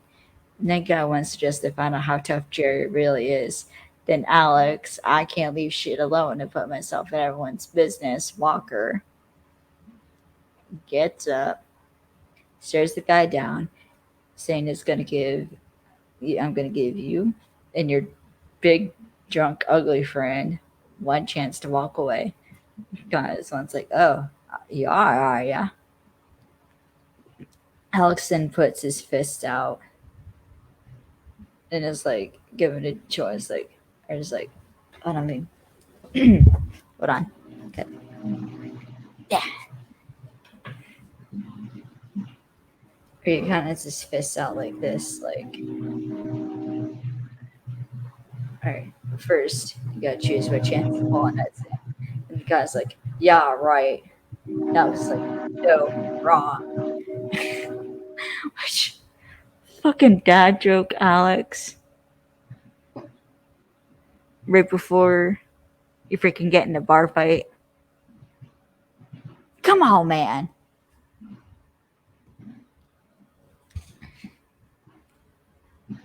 Then Alex kicks the leg of guy one, getting him down, that throws guy two into a pool, then onto the table, breaking it. And then Alex apologizes, sets his bar stool back up, and Jerry's like, that was fantastic. You can really handle yourself. And Alex just like, well, because this is another meta moment, because I was just like, well, and then Jerry's like, you done any stunt work?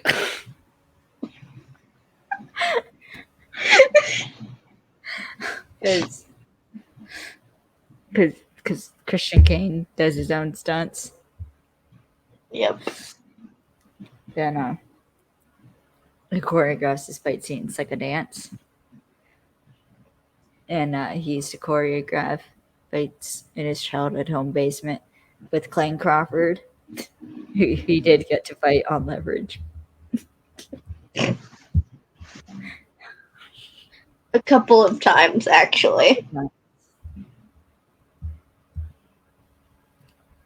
Which is actually a story about how CK got the idea to like choreograph his fight scenes like a dance. And that is because when he was on Hyde, he was filming, or when he was shooting Hyde, they were down in Buenos Aires in Argentina. And while in Argentina shooting Hyde, he learned how to tango. Don't know why. Might have been to impress the chick. I don't know. But anyways, when he was learning how to do the tango, he was like, this is a lot like like this is a lot like movie fighting. And so then he just started incorporating that, and now he choreographs his fight scenes. So, but then Corey comes over and is like, and asks Jared if he has a job for a stunt man. Alex is like, Corey? And Jared reveals that like they arrived with just a bare bones crew, no stand-in, no stunt double. Then Corey then tells Jared that Alex would be a great stunt double. This is so meta. I know. But I love the fact that she basically auctioned him off. She did basically auction him off for $600 though. And that shows you how much she's actually worth. Yeah, because like Alex is trying to argue that like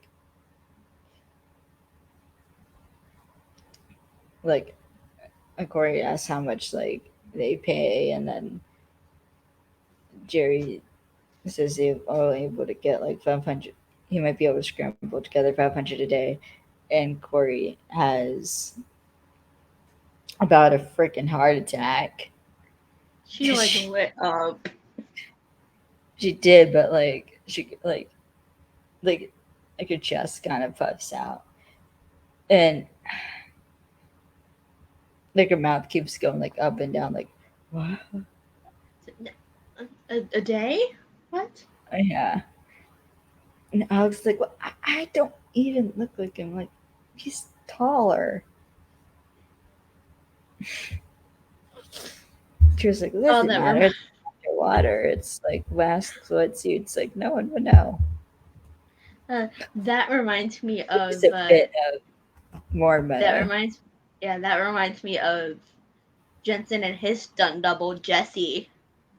They look kind of similar in height a little bit, but Jesse's just a couple inches shorter than him.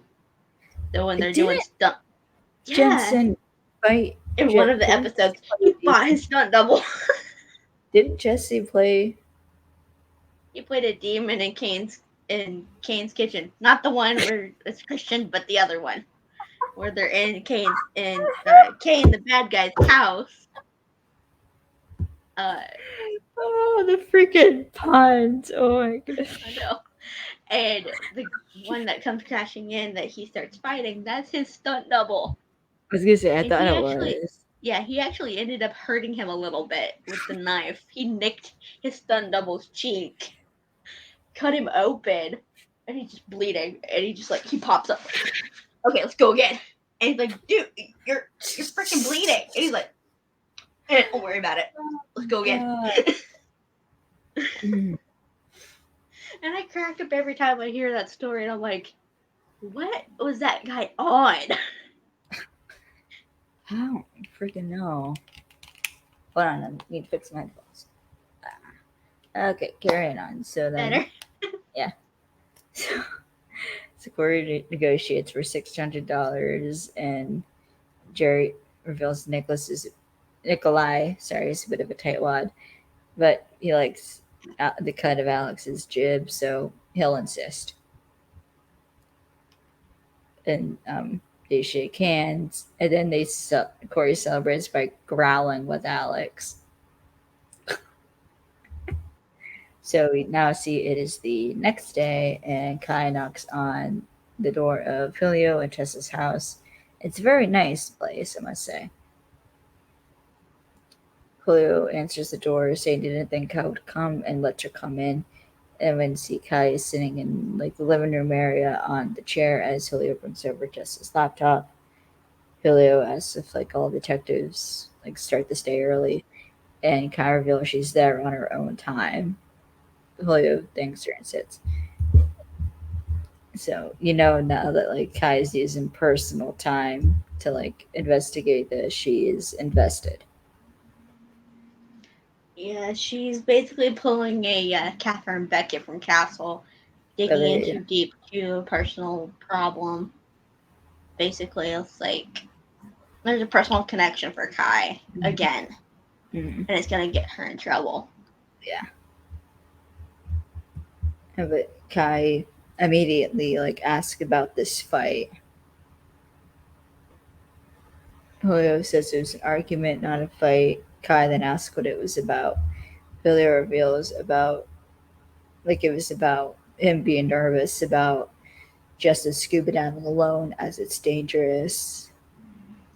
And Kai's like, oh, so she dives. Julio says she does like all the time, and she has this vlog on social media, and she loves doing it, but he worries. But he like worries about her. Kai asks if Julio dives with her. Julio says he doesn't, and he doesn't even swim. But Jessica was taught young, and Kai reveals she was too. So Julio then shows Kai the laptop, which has the vlog channel put up, and says that like a lot of people follow it, and Jessica was studying to be a marine biologist, and the ocean was her passion, and the channel was her way of sharing that with people, which is kind of like me with this podcast, because like I have a love of film, and I like talking about it, and I like sharing my love of film. So this is how I do it, by doing this podcast. Yeah. And I have admiration for film and TV. And I actually wanted to go to school to do something in production originally, but I just lost hope in all of that because I tried taking some of the classes for it, and I just couldn't get in because they were all filled up. Yeah, part of the reason I wanted to move was so that I could like get more opportunities with film, because that's what I really wanted to do, was film. So still working on that, but we'll see how that goes.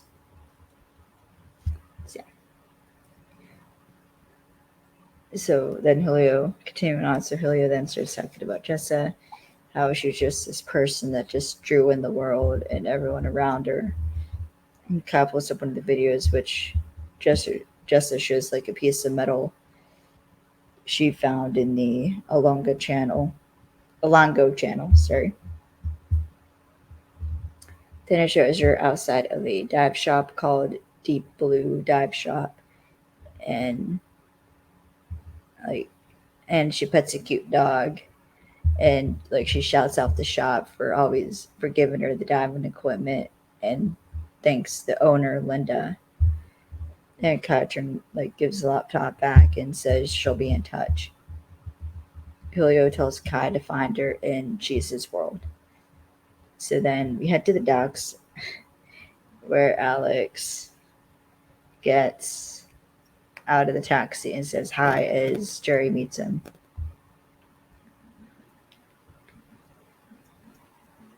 Jerry then asks if Alex is feeling relaxed, and Alex shakes his hand and says that's not his specialty. Which No, it is not. Because Alex can't leave shit alone. See. So Jerry says it'll be fun and I'll introduce him. And Jerry walks up to Nikolai, introducing Alex. Alex goes to shake Nikolai's hand, asking how he's doing. And then when Nikolai won't shake his hand, he starts asking it asking if like they're a film crew or a basketball team because all the crew is tall. Because CK is what, 5? Isn't he like 5'6" or something like that? Yeah. No, he's 5'7". 5'7".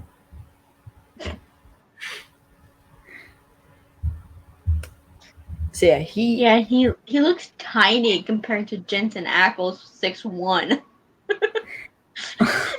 No, my favorite is that like flashback from Leverage season 5, episode 1, the very big bird job, when he's like in that whatever the fuck it was, the freaking rocket, and then it's Vance is who it was revealed to be. Oh. I'm pretty sure it was Vance at least. But like they're punching out goons. It's like they're talking about Vance's son making it to varsity. What's funny is they get on the elevator and it's like this. It is seriously like this when they're in the elevator. Yeah, and Christian's got his arms crossed and he's looking. He looks up. He does one of these. I don't remember you being that tall. And then Vance kind of looks down like he just smirks and doesn't say anything at first. Elliot's also the powerhouse, so my immediate thought literally was like, "Oh, a tiny cowboy." Carrying on, because he was like this big. Here's Vance. Here's Elliot. So Alex is wearing this flannel over his white shirt. It's mostly unbuttoned. There's only like 2 down the middle, and it looks like he didn't like button it at the bottom. Yeah. Unless there was no button at the bottom. There might not have been. But you know what I was thinking of? What? Kane's kitchen. The one episode he has like he's not wearing an undershirt though. He just has the flannel. I know he does have a shirt on, but like you can't see the undershirt. You can't then like Kane's kitchen is a freaking mess. But I love it. Oh, I know exactly what scene you're talking about. Oh, I got a list of quotes I could pull from that. But I'm not going to. Oh my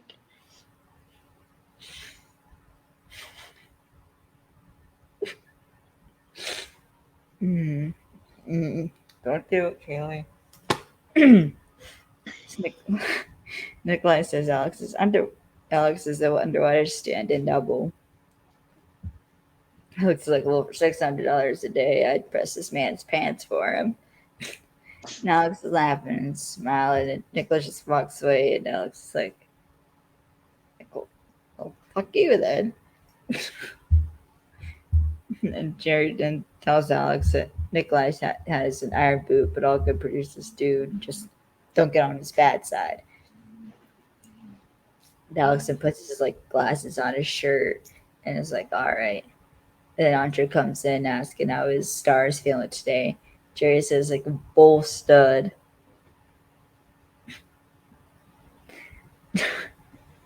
Andre then takes Jerry aside and needs to talk to him about his makeup test.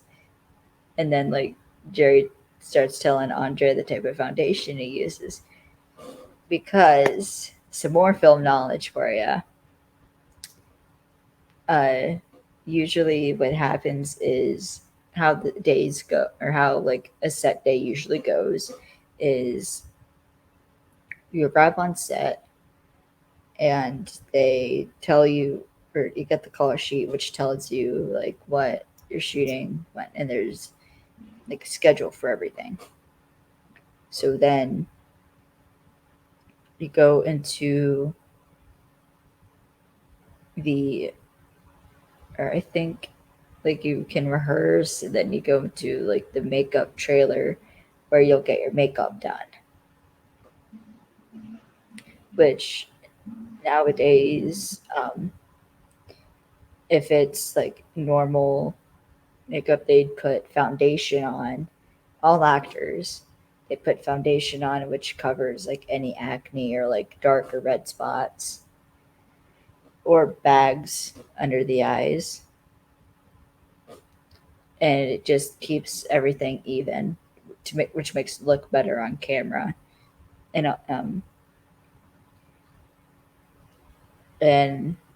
on stage, and even in film, or before film became digital, when it was actual film, they used to put eyeliner and mascara on the actors, because, like, on stage you get these bright lights that are just shining on you, which floods out the actor's eyes. Yeah, so outlining them makes it the light absorb from the dark shadow. Expressions are shown in our eyes. Yeah, or they're like squinting and stuff like that. So having the black eyeliner kind of absorbs that light a little bit. Because I'm looking like at my camera, you see my monitors are in my glasses, or like leave my glasses off. Well, I can't see my freaking screen, my note screen. But that would get rid of, which is why you often see me like have like my eyes down like this, or if I'm like looking like here, it keeps that on my face a bit. So you're not just seeing screens in my glasses. So yeah. Yeah, and the same goes for me. You can kind of catch a glint a little bit right here of my computer screen. And that's why I have my overhead light, so it doesn't like get too bright. So yeah.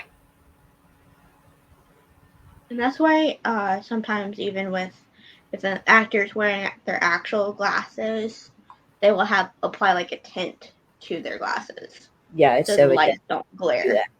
Yeah. And I found that out recently. I did not know that.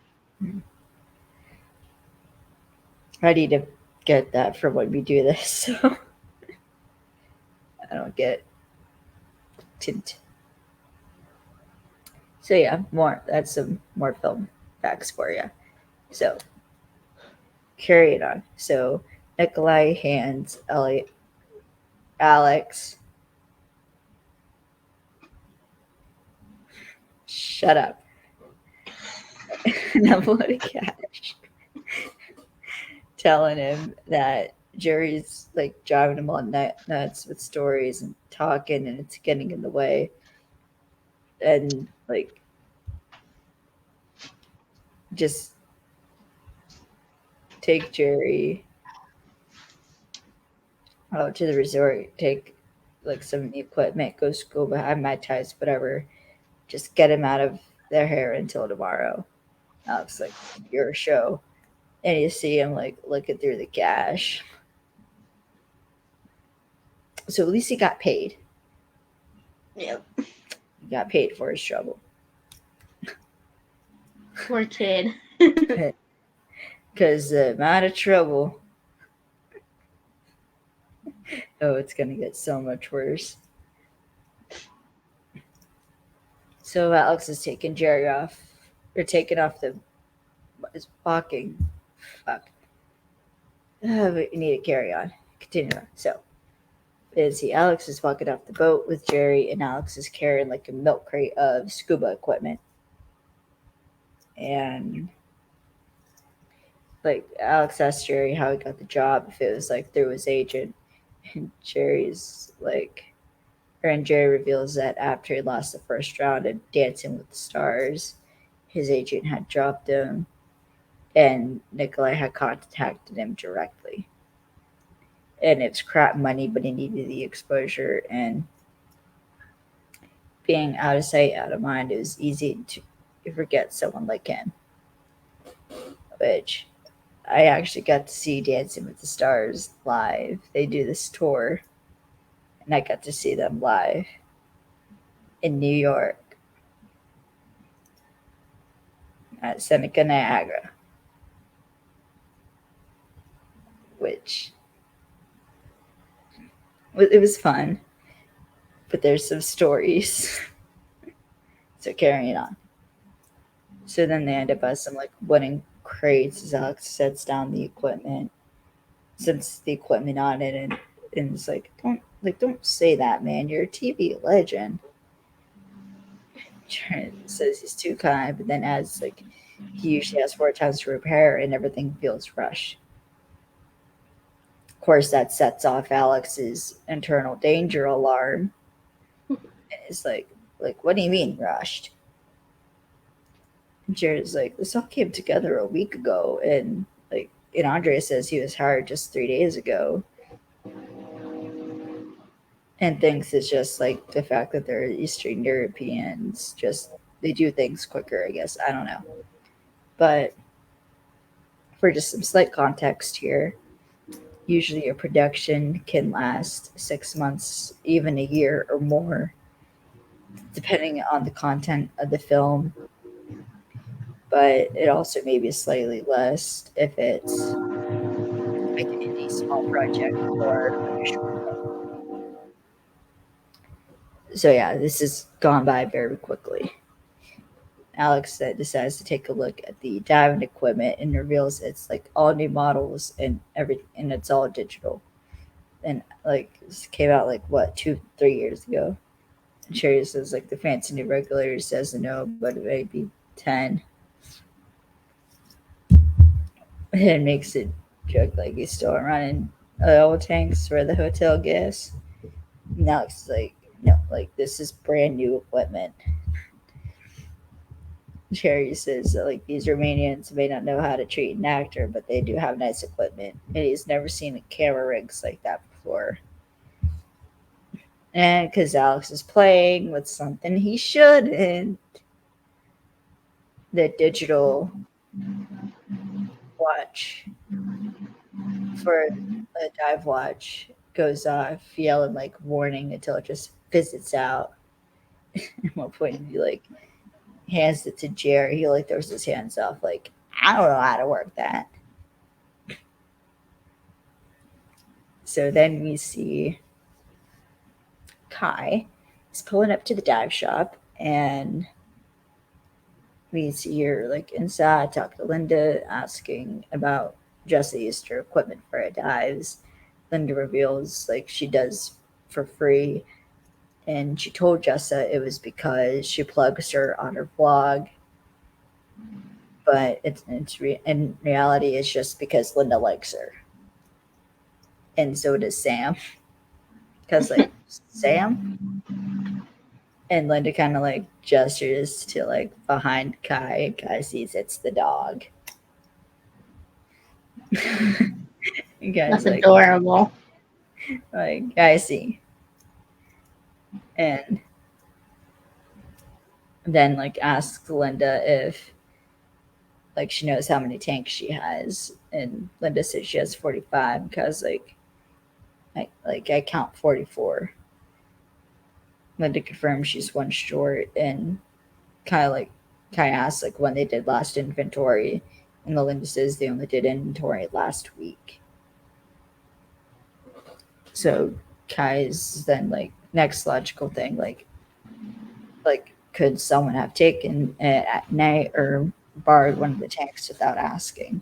or without knowing. And it reveals the only other person who has a key is Jessa.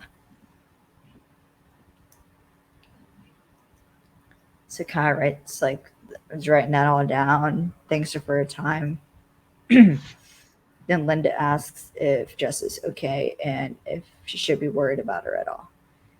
And then Kai just tells Linda to call her if she hears from her. Which we know she ain't. And we also know where that tank is, too. Which makes it so much worse. So then as Kai walks outside, I'm getting tired. She sees Alex walking up. He has a scuba tank in the gear. And Alex is like, yo, what are you doing here? Kai's like, what are you doing here? And Alex is like, I got a job. I'm not up to speed with all this equipment, so I figured someone at the shop would help.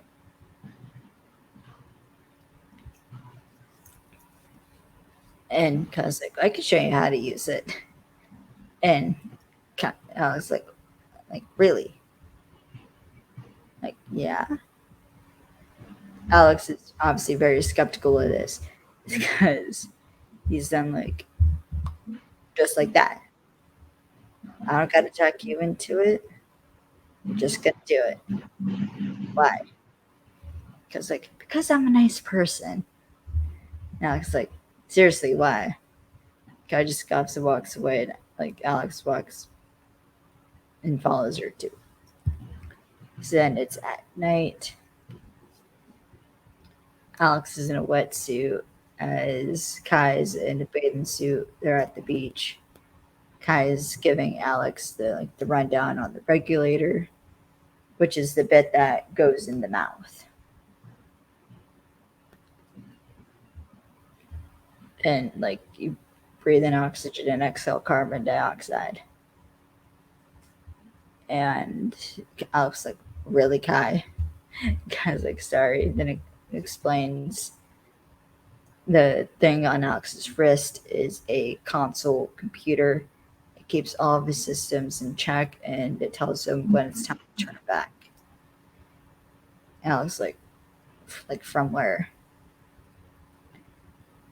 So basically this console is equivalent to my Apple Watch,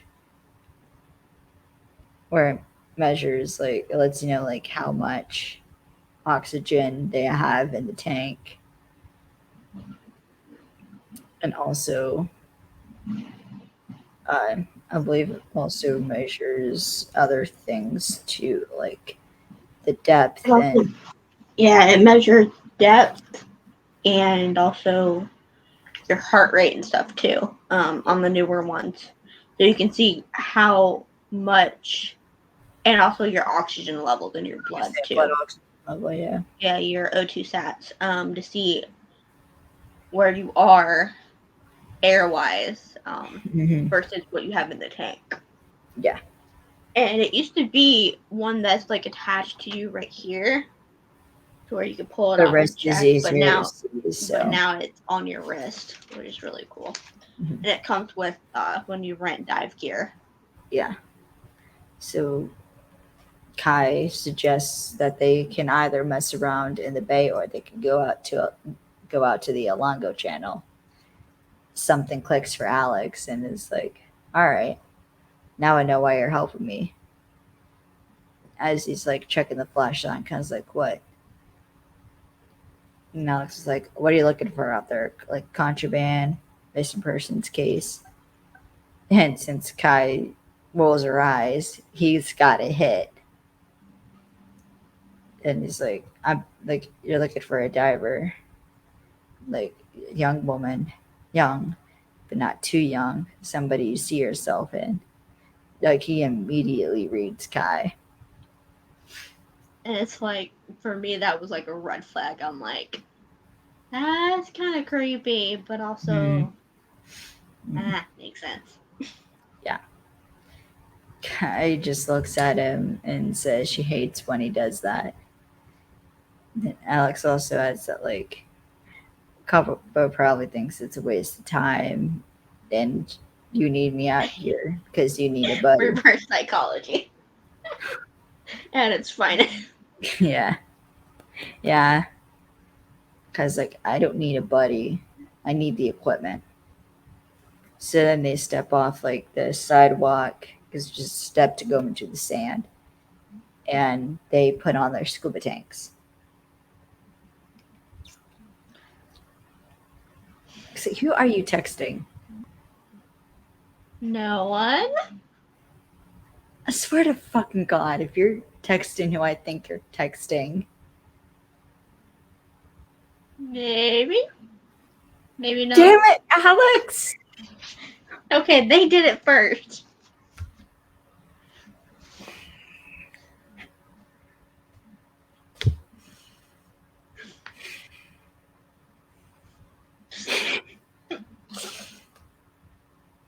You. Oh my God. See what I gotta put up with? Because they said I look bored.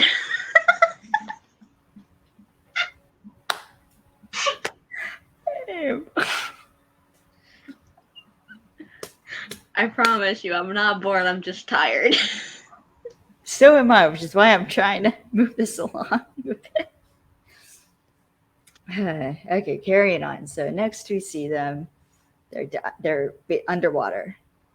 And then we find a camera has been mounted on, and Alex finds a camera that's been mounted on a selfie stick.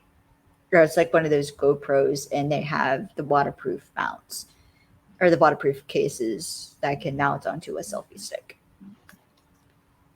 Which I think those are just really cool. Yeah. Yeah. GoPros are freaking awesome. But Alex like shows it to Kai, and then they see two divers in white suits, and they swim off as they're being shot at with harpoons. Which, as we kind of mentioned earlier, that's actually Christian Kane and Samantha Richelle diving. And he actually had to get certified. Both of them did. Christian had to get certified to be able to dive to do this. And that took, he said, I think it took probably about 2 days to get certified. But he got a bit of vertigo. Or no. He got vertigo while filming this episode. Yeah. Because, well, this scene in particular, because they were underwater for like a long time. Yeah, and the adjustment of being above the water was a little bit hard on his body. Yeah. So for obvious reasons. I'm trying to think what isn't it in Refill Soup? Where Christian was sick when they were filming Refill Soup? I want to say it was when they were filming. There's one episode. Whatever episode. No, I think it comes later that he had food poisoning and was sick. I thought he was sick from the vertigo. Yeah, it was after this one that this next episode he was sick from the vertigo. He was recovering kind of from it. But then there's one episode where he got food poisoning. Oh no, it was the last one. Yeah, he got food poisoning and was sick for like a day or two. It was like the final fight or something, wasn't it? Yeah. Oh no, both of them. There was one. Yeah, it was. There's one where it's not the final episode, but the one before. The wedding one? Yeah, where no, it was the final episode because it wasn't Christian. It was the guy that plays Zivik got food poisoning and got sick. So like Christian was still going through like vertigo. Yeah, during this after and this episode. Zivik had or The guy the that played Zivik had food poisoning. is it Civic or the partner? It was No, it was Civic. Zivik. Civic. The actor who played Zivik got food poisoning. So talk about That would suck. yeah. And he had to do the fight scene with him and Christian while being ill. That Yeah. had to suck. Like, a Civic lot. he doesn't fight in. Yeah, when his daughter gets kidnapped. Yeah, but Civic wasn't in that fight. Yeah, the bad guy who kidnapped his daughter. Yeah, the bad guy, The yeah. actor, yeah. Yeah, the actor who That's plays what the I'm bad talking about. guy It was him. got food poisoning. He got food poisoning. And Christian was going through vertigo. Was sick from vertigo. I've had vertigo before. And From learning or from getting his scuba certification and then filming. And they also, because like they had like the goggles like fogged up, but they had like a board that they would write on, but they couldn't actually see the boards. They were just kind of like doing their own thing. Yeah, they were doing like hand gestures and stuff like that, kind of. But like, they could kind of see, but not really, because of how. I mean, the water was clear, but it was. What is the goggles? Yeah, the goggles got hot because of how they exhale. And just how long they were under. Yeah, they had only. I think they had just a couple hours of oxygen, and then they had to take a break and switch out tanks. I think once, if I remember right. I don't remember exactly. I just know that like they were underwater for a long time, which is why Christian ended up developing vertigo. I felt bad for him when he mentioned that. I'm like, oh, that had to be miserable. I know what that feels like. To get kind of a little bit of a vertigo feeling. It's not fun. It basically feels like your head is. Like, you get the certification, so like you know what to expect and how to like care for it, and how to take care of yourself when in that situation. So both Alex and Kai make it to shore unharmed. They get out, and Kai's like, what the hell was that? And Alex says he doesn't know. She's the one with the info. Because like I have no idea who those guys were. And Alex is like, dude, you gonna look at him? Alex like he didn't. And the only thing he saw were, at the same time, they both say white wetsuits. And that brought up, I love it when they talk at the same time. Yeah. That was cute. It was. So, and they there was kind of a subtle of like, did that just happen? And it was that was them breaking character briefly.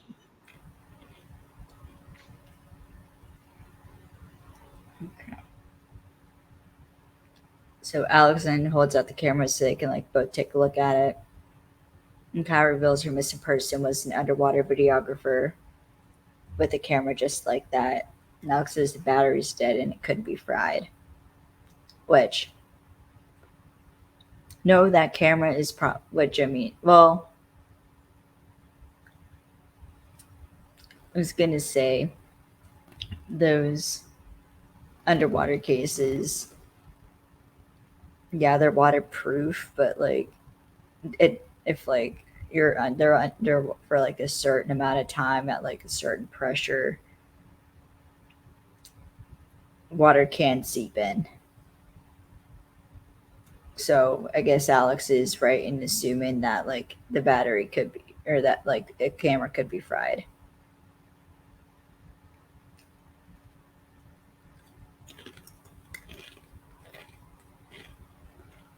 Sure, so at the police station. Yeah, or waterlogged for that matter. Could be too, yeah. So at the police station, kind of sitting at her desk looking at the camera. You also see that Alex is laying on the bench when he has like a chocolate colored ball cat. And he's laying on the bench. Sorry, as soon as you said chocolate, I was thinking of what you texted me yesterday. When we were talking about, I think it was like config. And then you had mentioned about Riley Smith, who's another friend of Christian Kane's. And I think it was like in the fake, me and you were singing or something. Yeah. And I had guessed that like you had said the song was from Riley, and I said the only song I know. No, it was like, yeah, it was. I was listening to. Yeah, it was a song I was listening to, and I was like, guess what song I'm listening to? And it's by Riley. And I said, it's by Riley Boy. And you said, chocolate? And I'm like, how did you? No, I like said like the only song I know by Riley is Chocolate. And then you said, guess what song just came on my playlist?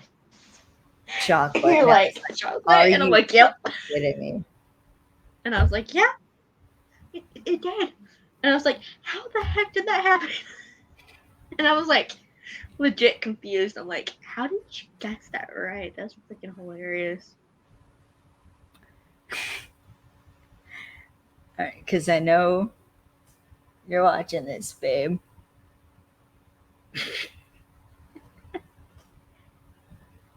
I don't know if you might need to be concerned about that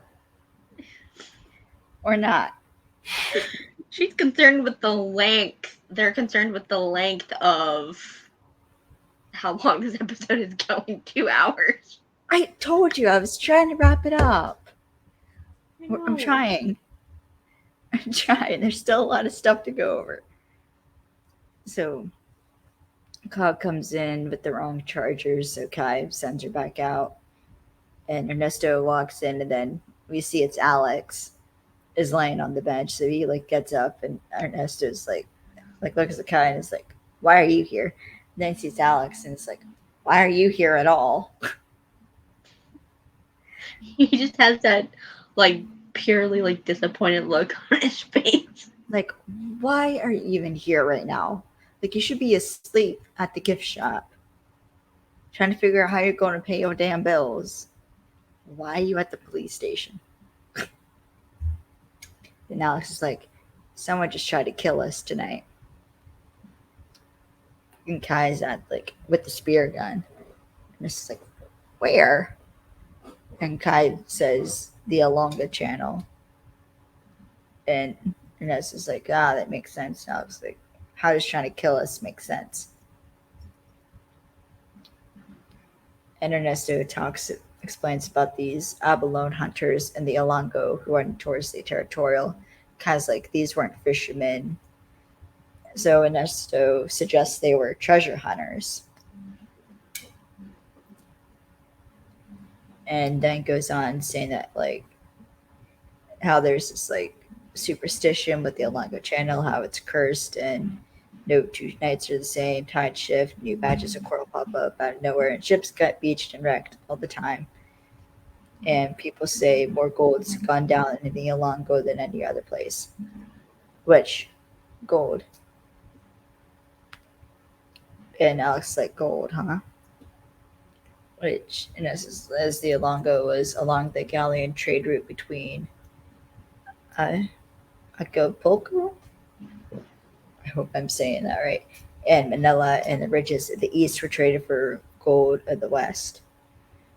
And I actually watched a pirate documentary about like a battle for or like a race to a sunken ship. So yeah, continuing on.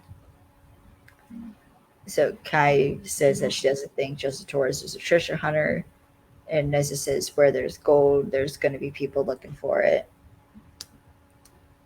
And treasure hunters, criminals, and wherever a person dies in agony, like on a shipwreck, their soul lives on as an evil spirit.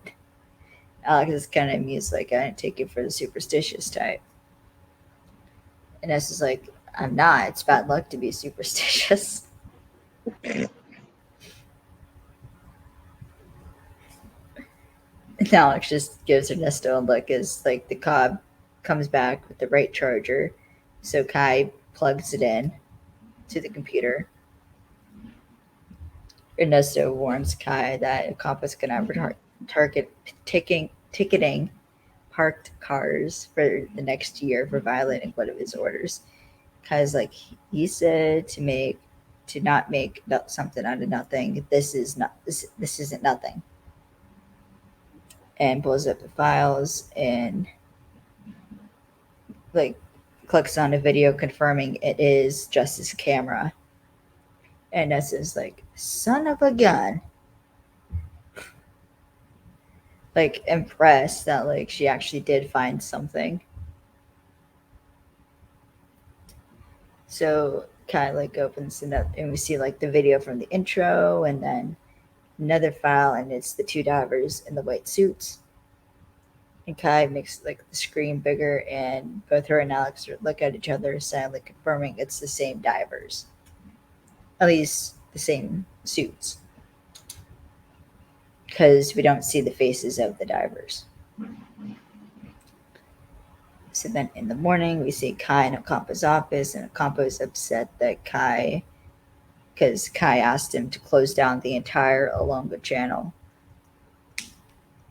And he asks if she wants to dredge it. Kai says no, but it's a crime scene, and they were shot at in the last known location of Jesse Torres, and they need to investigate. Campo tells Kai she was full she down at night investigating a case she wasn't even assigned to. And it sounds like they stumbled upon Abilene poachers, and as far as Jesse Torres is concerned, it's not a crime scene. And then he starts, and Kai's about to argue, and he's like, do you know the meaning of habeas corpus? I think that's how you say it. But basically... Yeah, I think it's actually like habeas corpus or something like that. It's like something, it's like I think, not really like a legal term. Right. Yeah, it's like there's something of importance. Yeah, but basically, habeas means to have, and corpus means body. And if she found a body, then they have a crime. And they weren't going to close the channel as they have fishermen, tourism, and a film crew shooting a very poor documentary. Kai, like, she thinks a second and is like, is that why? Then huffs and walks away. As the cop was like, why what? Basically, she's assuming that Ocampo won't shut down the channel because he doesn't want to delay film production as he personally benefits from it going on schedule. So then in the lobby of the hotel, Alex meets Jerry late. As Alex said, like, what do you, like, I thought it was the 7 a.m. call time. Jerry hands Alex a coffee saying they're supposed to be on set by 7. Then asks Alex if he read his call sheet. Alex is like, I don't know what that is. Again, more irony. What? Nothing. I just thought of the episode for the last call. Christian mentioned the call sheet. He's like, hey, I'm actually number 7 on the call sheet this time. And he had a picture of it. I think he's like, hey, I'm number 7 on the call sheet. How ironic. And I'm like, oh! Considering the episode 7. A 7 o'clock guy. How did I miss that? Oh, that's funny. I swear to God. All right. So Jerry starts explaining what a call sheet is, which basically it has all the actors' names on it, what scene from the script they're shooting, if it's like inside or outside, and where. And it also has like the time for shooting for those scenes being done. So that way the actors know what time they need to show up and how long they'll have to get like makeup and camera tests. Because before they actually shoot, they not only like do the makeup test, but then they do camera tests, which basically they have to get the camera placement right. Which sometimes they'll use stand-ins for that too. And then like get all the props ready, get all the equipment set up. So, and then they call action.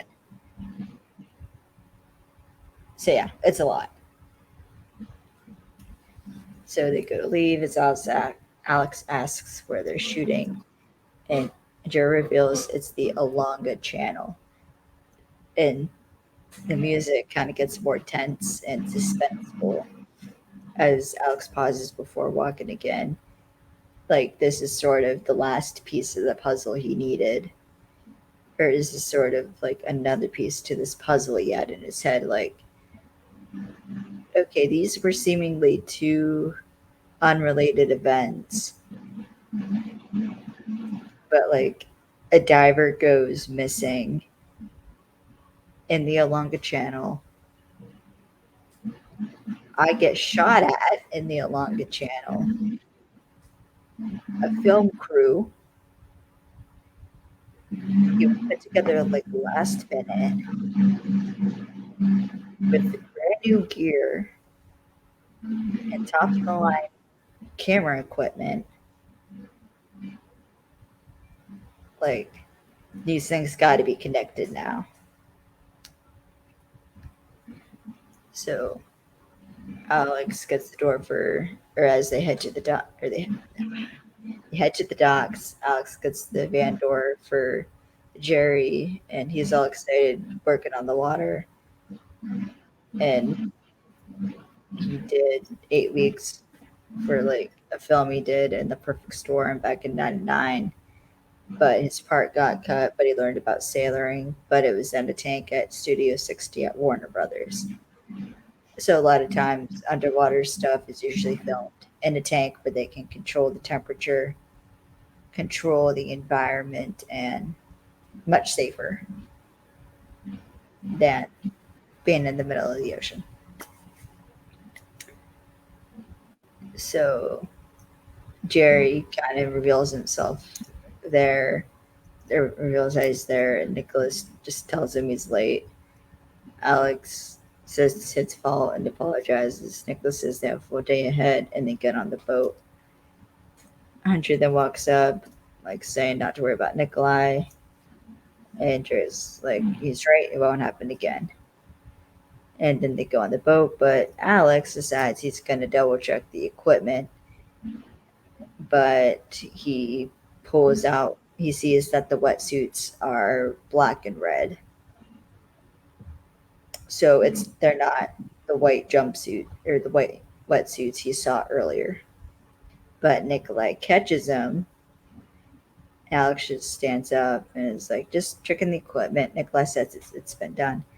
But then the camera goes from like a closer on Nikolai and Alex to then a bit of a wider back shot of Nikolai, where we see in the waistband, we see he's got a pistol or a gun in his pants waist.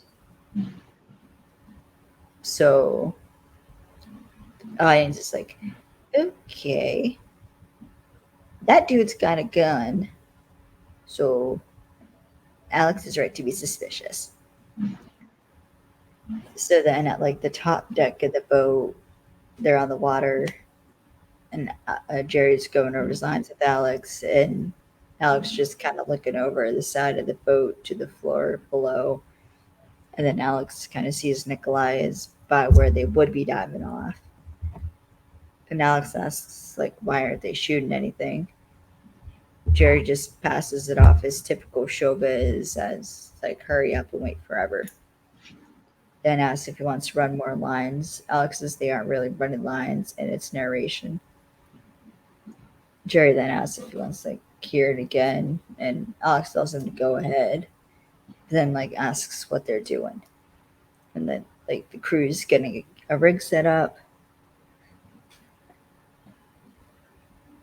and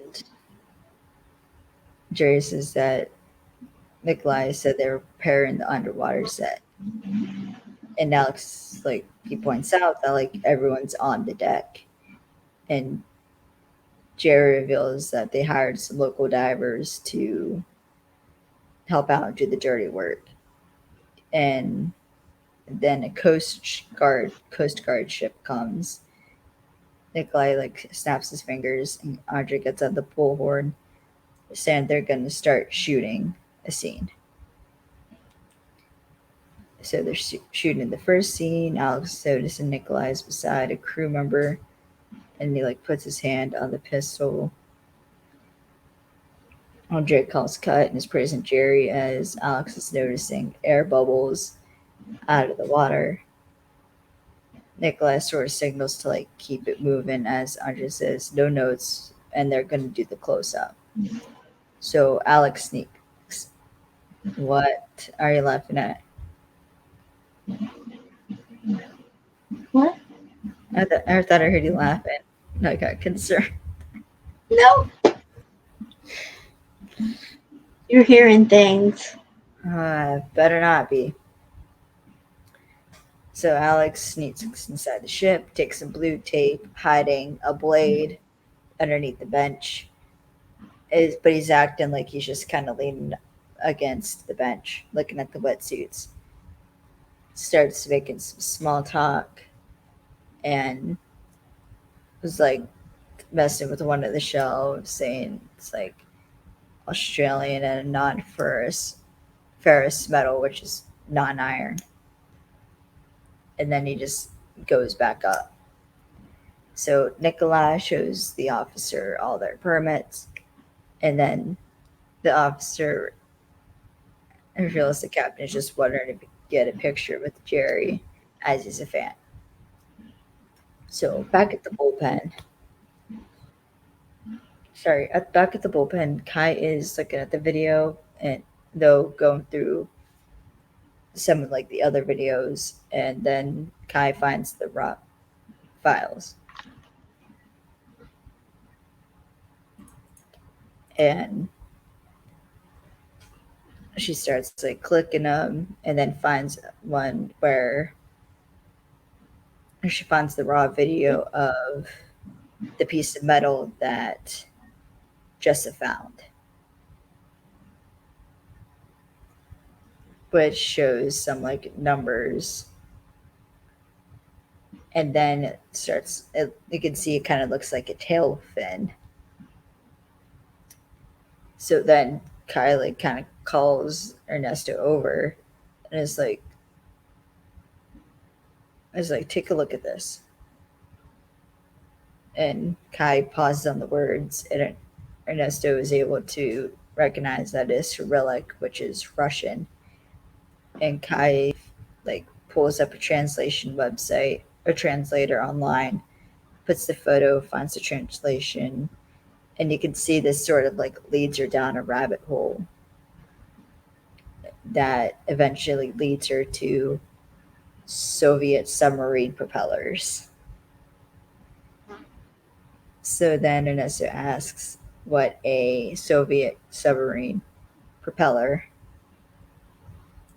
is doing in the Philippines.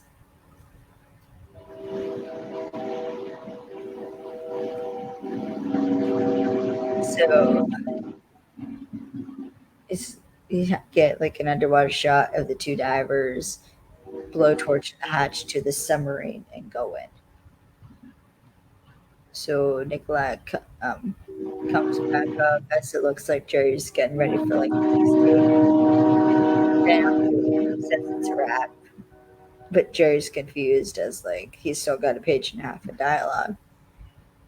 Nikolai tells them they're doing underwater shooting now, and then Nikolai orders his goon Ion to help them to like get them down to get on their scuba gear.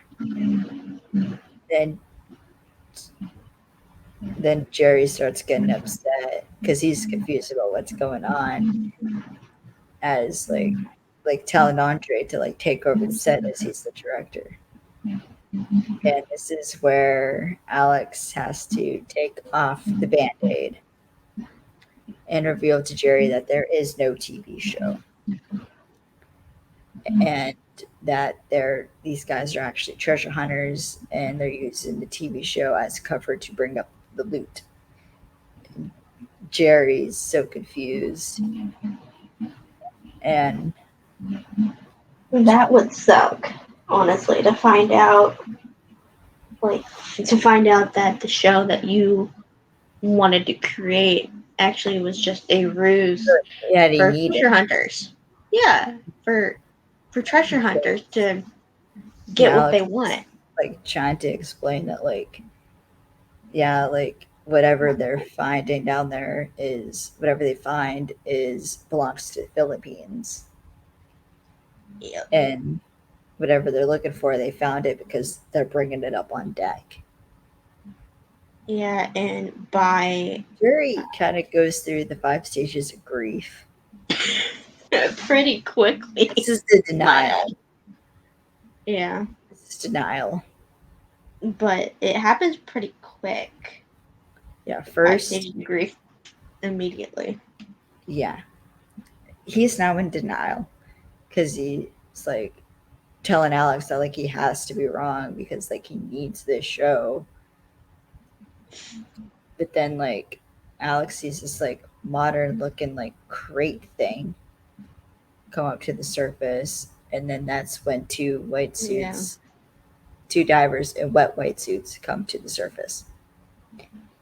Jerry then starts getting pissed. So this is anger. Yeah, he's like, Because he tries punching Jerry, though. But someone punches Jerry as Andre pulls a gun on Alex, saying if he moves, he's dead, and then orders his goons to take him to the deck, or take him below deck before they get any more visitors. Nikolai agrees. Yeah, and I kind of knew that right at that point. It was like, something bad's about to happen. Yeah. And I know, like, so, yeah. So now Alex and Jerry are below deck. Their hands are tied by rope. And Eon has his gun up, warning Alex that if he says a word, he'll put a bullet in the head. Jerry's now moved on to bargaining. Or acceptance, rather. Yeah, he's like, well, I guess whatever. Of course, Alex is 2 steps ahead. Yeah, he kind of knows that something's going to go down. He's going to fight back one way or another. Like, won't shut up. He's like, I guess this is it.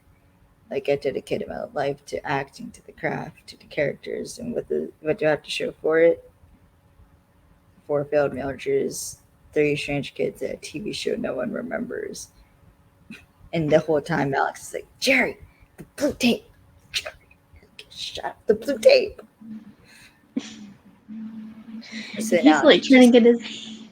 Yeah, he's trying to get his attention. Yeah, he's trying to get his attention, but Jerry's too caught up in his grief to pay attention. Yeah, which is I thought was kind of funny. So kind of Jerry's still talking. Yeah, Jerry's still talking, asking if he knew like what it was be like to be admired, and people looked up to him like a real hero. And then Alex reveals he hid a blade underneath the desk, or the bench. Sorry, I called it a desk in my notes.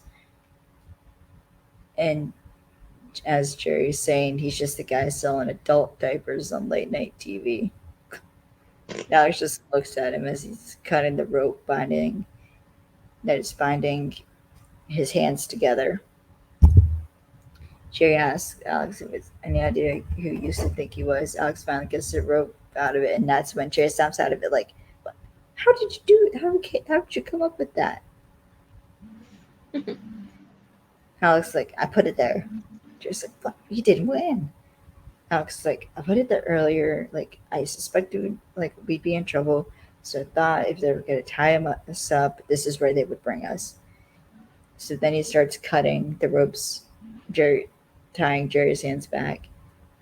And as Jerry's saying there's more to Alex than meets the eye, Alex says he's seen this movie before.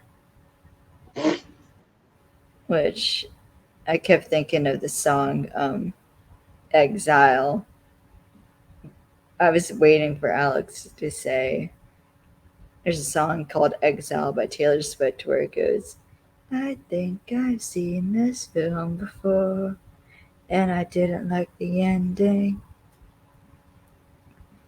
So, I know exactly what song you're talking about. Yeah. So I was expecting, well, I mean, to be fair, I don't think this is exactly. You know what? Nope. I'm not going to finish that because my brain's going to go elsewhere. Keep moving on.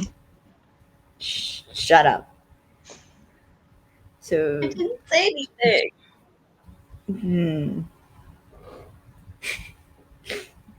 So Jerry starts he's kind of groaning and shaking out, rubbing his wrist. Now, shake out your hands, get the circulation back. Or I have to stand back up again. Just what? Alex is like, we are outgunned, and we have to win until the time is right, which made me think of the freaking Hamilton song. We are outgunned, outmanned, outnumbered, outplanned. It's wait, no, what? I think it's Battle of Yorktown. This is a song from Hamilton, but carrying on. So Alex tells Jerry to wait for a signal and shows them a kind of knot he did. And it's like, all right, when I give the signal, I want you to pull on that at my signal. Jerry's like, all right, I got my motivation. I just needed you to be more specific on the blocking. And Alex just like, just be ready. Jerry's like, for what? I was like, we're gonna have to fight our way out of this one. No stunt doubles. This is for real. Jerry agrees to this as he's getting his hands tied back. Alex is starting to tie his own hands back up, which, again, irony because it's actually CK and I think it's Andrew doing the fighting. That's funny. So, it actually was, I think. I just find it ironic because all right. Keep this going because we're getting close to the end. Yeah, the fact that he mentions no stunt doubles made me remember the Supernatural episode. Last call. No stunt doubles.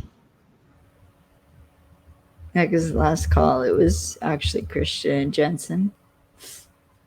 All right, carrying on. So, back at the police station, Kai and Ernesto go into Ocampo's office. Kai shows him the papers of the sub, and one of the subs went missing in December of 1989, somewhere in the Philippine Sea. Ernesto says it was 1 month after the fall of the Berlin Wall and the collapse of the Soviet Union. And the rumor was that the captain of the sub was escaping and millions of gold bullion looted from the Soviet treasury. And Ocampo's and that's when Ernesto shows Ocampo a picture of the captain, and it finds out that it is Andre. Oh. So he lied. Yeah. So, but Ocampo starts getting upset at himself because now he notices it.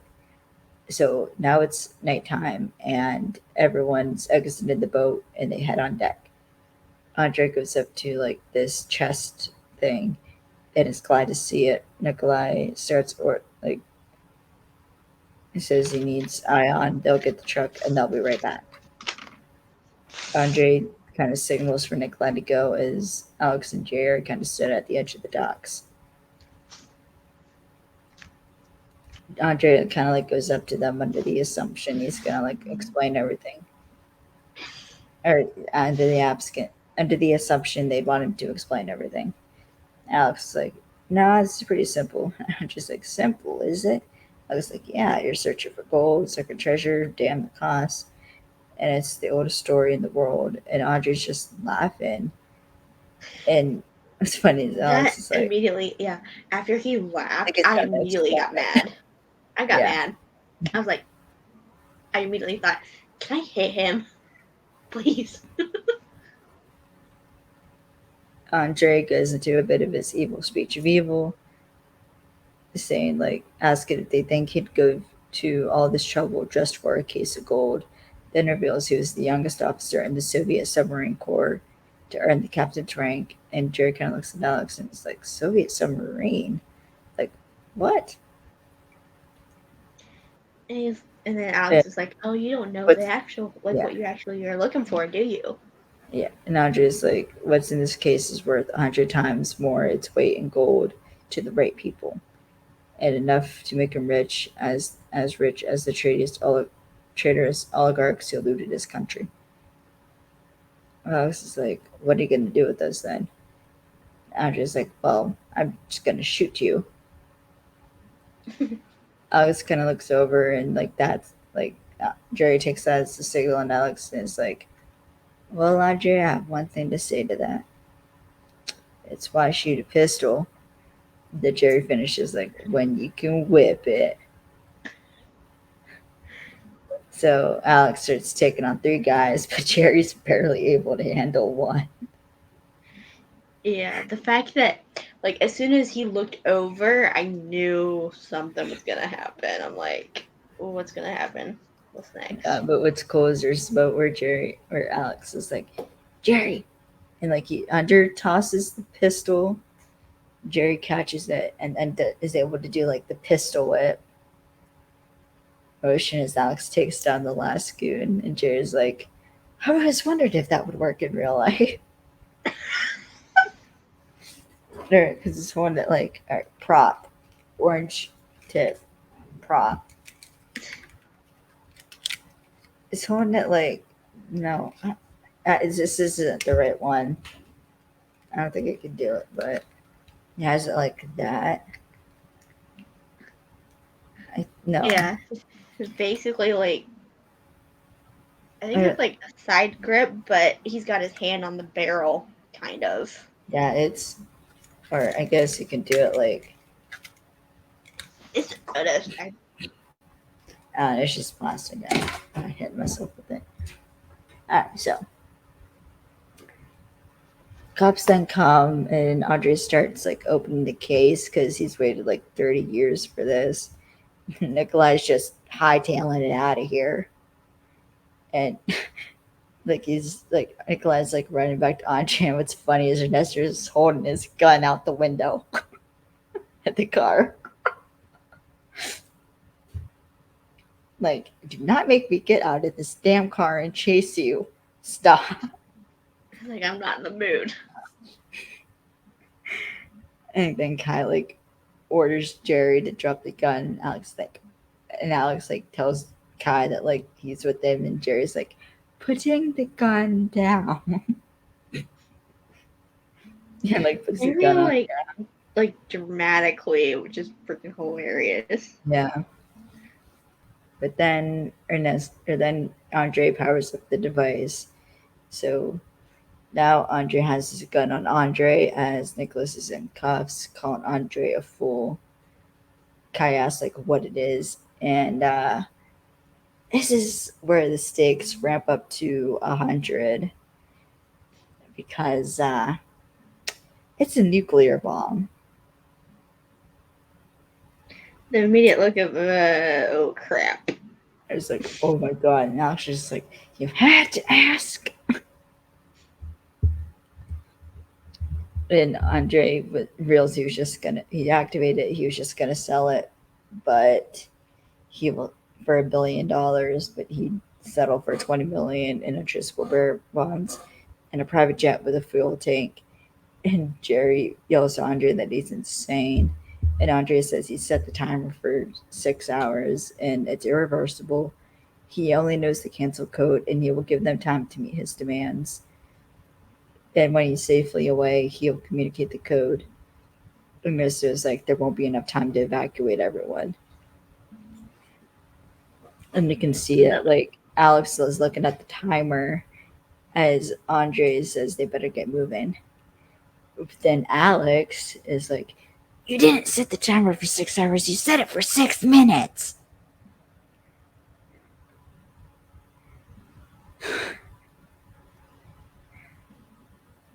And you could see Andre like gets wide, like, oh shit, I just fucked myself. And he's like trying to like type in the cancel code on the keypad, but like it's not working, and he can't get the code to work. And then it like when it comes back, everyone's gathered around or Alex, Ernesto, and Kai are gathered around. Kai comes back and is telling them that the Russian embassy is called Moscow. Alex then points to Nicholas like, you!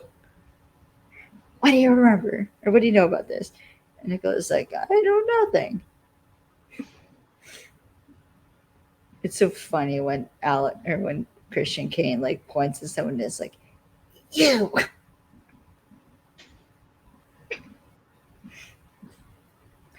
Anyways, Kai tells him the consulate's trying to find an expert. I was like, we don't have time for that. We have to Apollo 13 this thing. Ernesto fucking yells out like, does anyone here have bomb squad training? Like, Ernesto, that's not how you're gonna. I mean, I guess you didn't really have any other options, but like,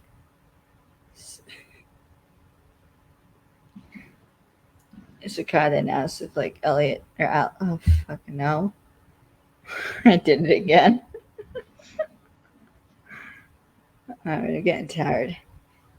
All right, Alex. Alex. If Alex does, and Alex like not like this. Jerry says he trained with the Navy's EOD squad back in '94 for pistol whip, and they had a Russian expat, Newt Candler, as one of the weaponry consultants. And in the show, the device they had to disarm looked like this one. And there's like a minute 30 on the timer. So Alex is like, asks Jerry like how confident he is. And Jerry's like, I'm an actor, not a bomb expert. Alex then like moves Jerry in front of him and is like, all right, what do you remember about preparing for that episode? He like Jerry's like tapping his fingers to his head, like, I'm trying to remember the script. And he starts remembering that there's like a panel with 4 wires around behind it. Then like Alex or Ernesto like remove the cases. Like Jerry is explaining that like in the show you cut the right wire, the timer disarms. So Kai just is like, well then cut all the wires. Jerry's like, no, you do that. No, if they do that, bomb detonates, no timer. Alex like has the blade and is like, all right, Jerry, which wire is it? And Jerry kind of starts panicking here because like he's under pressure and it's kind of on him. So then Kai like grabs Jerry's shoulder saying he has to remember what he did for the show. It gets loud and it's like, which wire? Which Kai should honestly know better than to know that's not how you approach someone in that situation. Like, you don't. You're just gonna increase the anxiety. You're gonna make it worse. No, I get like she's probably scared too. I mean, there's a freaking nuclear bomb 2 feet from her.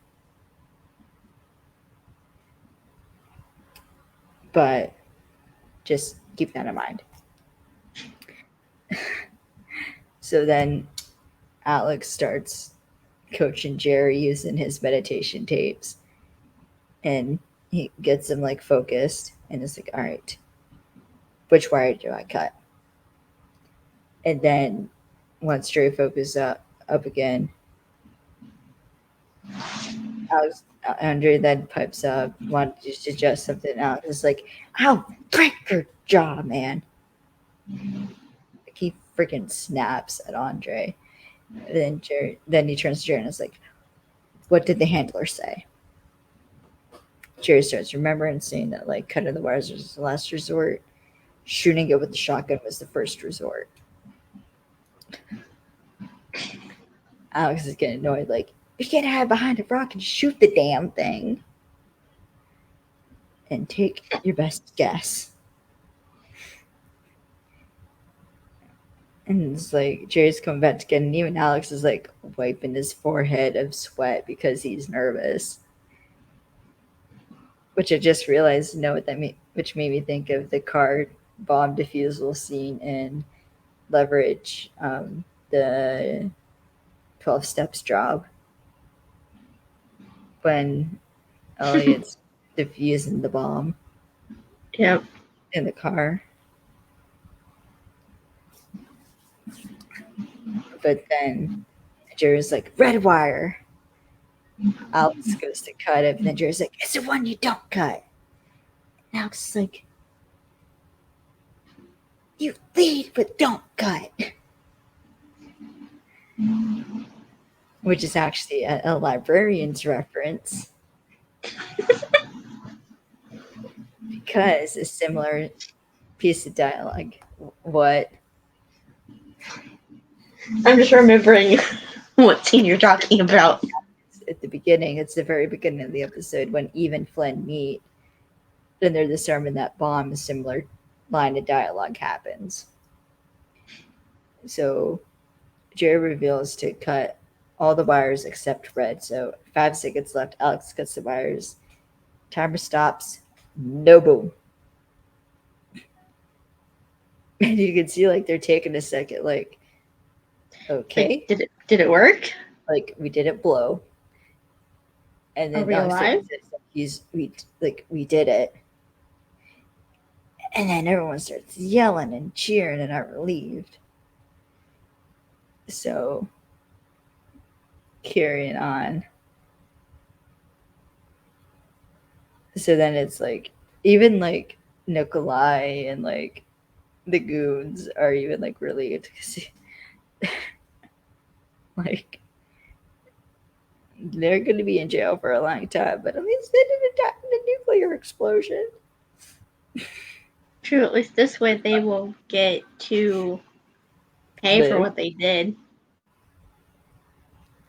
So then we see it's now morning. Kyle's gathering around the station. Alex is in the back, and Akapa's giving this press conference. Present, and at the end of this press conference, he presents Jerry with the key to Mactan.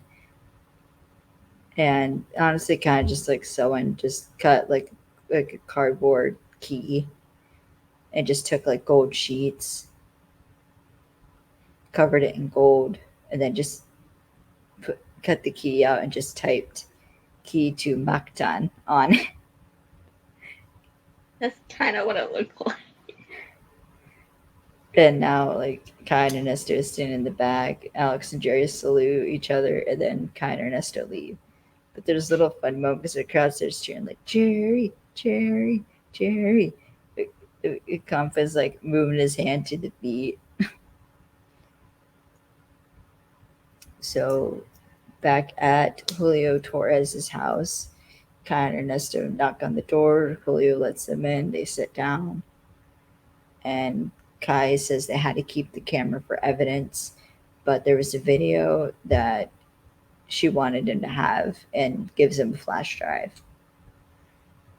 So Julio puts the flash drive in the computer and plays it, and it's a video of Jessa playing in the sand on the beach, saying that like she got into an argument with her husband about like the fight, about how like she got into an argument, and since she had to go to work early, they didn't get to resolve it. And so she went for a walk on the beach, and within 10 steps, she had stubbed her toe and was cussing, grabbing her foot when she found it was a rock shaped like a heart. And she took this, and like Julio grabs the rock from the shelf, from like the nightstand, and just is saying in the video how it was like a sign from God, and she felt relieved to have so much love in her life. And then they leave to give him some space. And Jess like starts saying how like she isn't even sure why she's filming this. It's way too personal. Then Julio breaks down. That broke me. It Seeing him broke break me down. too. It broke me too. But I mean, at least he's got this happy Yes, little closure. video clip of her. Yeah, it's closure. At least now. At least he knows that she wasn't mad at him anymore when she died. Yeah. Julio starts to break down. And it's just the same. Maybe it was for, like, she's holding the rock up. It's like, maybe it was for you, babe. And it's for them to look back on years from now to remember that the bad is always followed up by the good. And just to like holds the rock to her mouth and like kisses it a couple times. Julio does the same. And then it cuts to Jessa like actually recording the video, like wiping her tears, saying, "I love you, babe." Then it cuts back to just Julio sobbing, like full red, gushing tears, clutching his chest. And he doesn't say it, but like you know that like this man really did love his wife. And it probably pained him more that he didn't get to resolve that fight with her.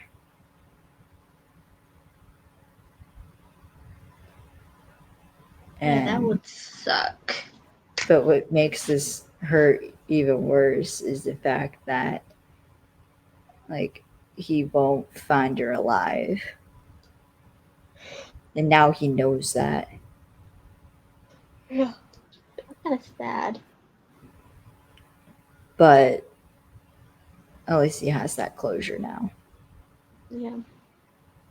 I mean, eventually they might find her body or something. When it washes up on the beach. Yeah, so he could bury it then. But at least now, like, he has that closure from that fight. Yeah. Which, little bit of relationship advice from Kaylee. If you get into an argument with your partner, doesn't matter what it's about. Doesn't matter if it's about something petty or something serious. If you get into a fight with your partner, resolve it before you go to bed. Okay, never go to bed angry. Always resolve it before you do.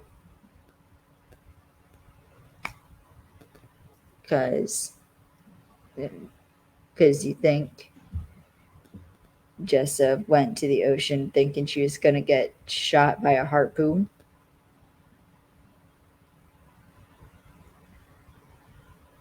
No.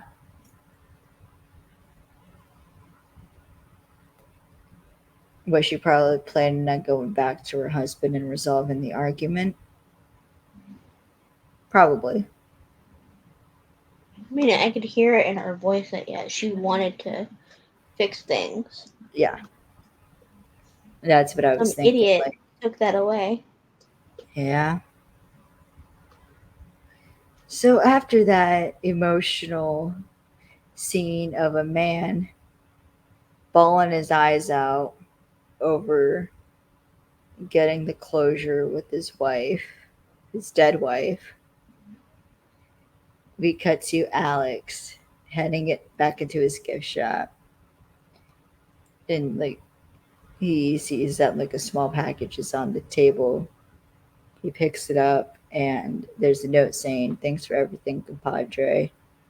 Take good care of her. Your pal, Jerry."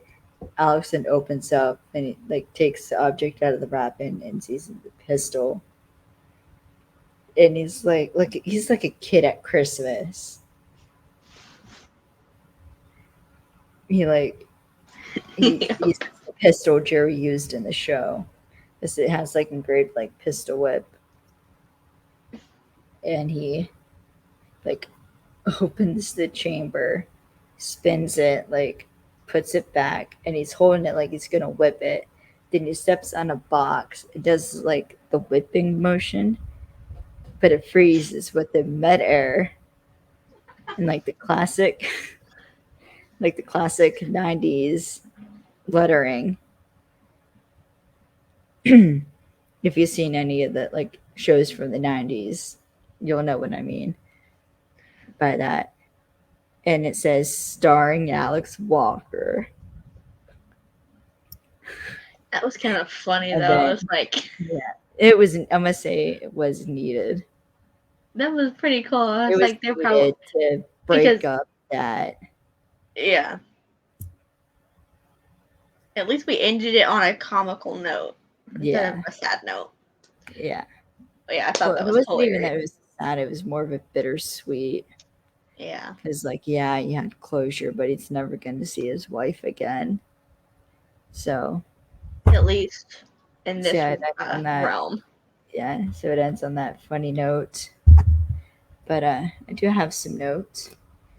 So I do love how Alex got to have his 90s hero moment. And At the end. how, yeah, and appreciate how like every storyline got wrapped up and how like it sort of had like storyline A and then storyline B, but then storyline C is where they like came together. So I find that unique with the writing. Yeah, the writing in this episode was also really good and kind of surprising.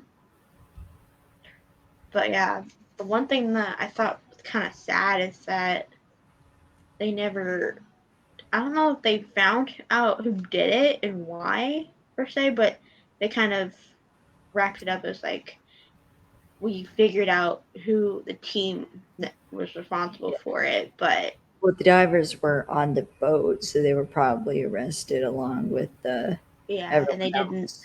But yeah, they didn't know why they decided to do this. Because to me, it seemed like it was more of like a targeted attack for some Well- reason. That's what I kind of got, but it was Well, kind of accidental, but also Yeah, kind of they targeted killed in a way. Jessa. They killed Jessa because she caught them. Yeah, tying up loose ends basically is what this Yeah. was. But yeah, they paid their dues at the end, basically. But yeah, it's like kind of the cheesy moment of like, really, a bomb?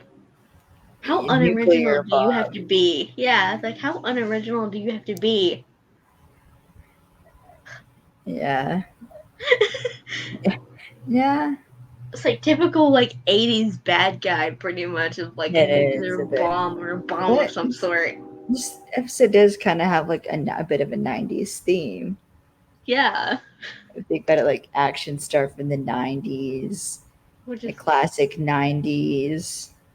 like TV show, and then Like idea with like the format a bit with like the bomb that like the one who doesn't know how to defuse it has to defuse it, and yeah, then it like kind of came Alex full getting his circle, pretty much. action hero moment at the end. I just love that I scene loved that so moment. freaking much. Oh.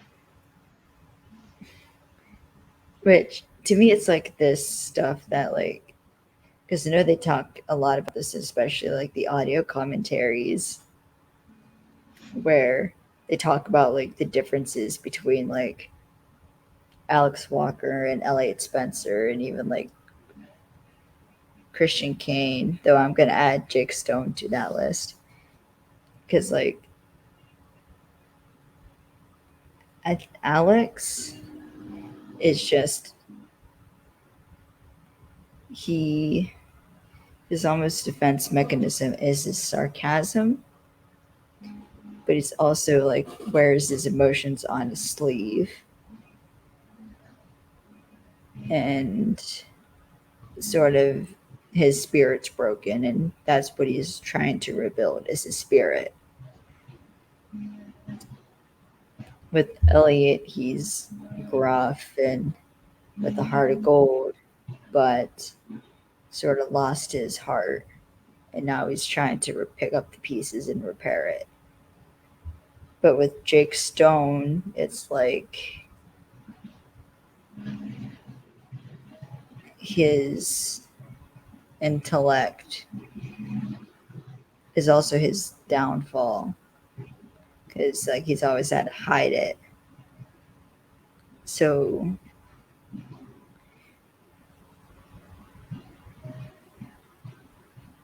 I think you could argue it's like because like he's also very sarcastic, and but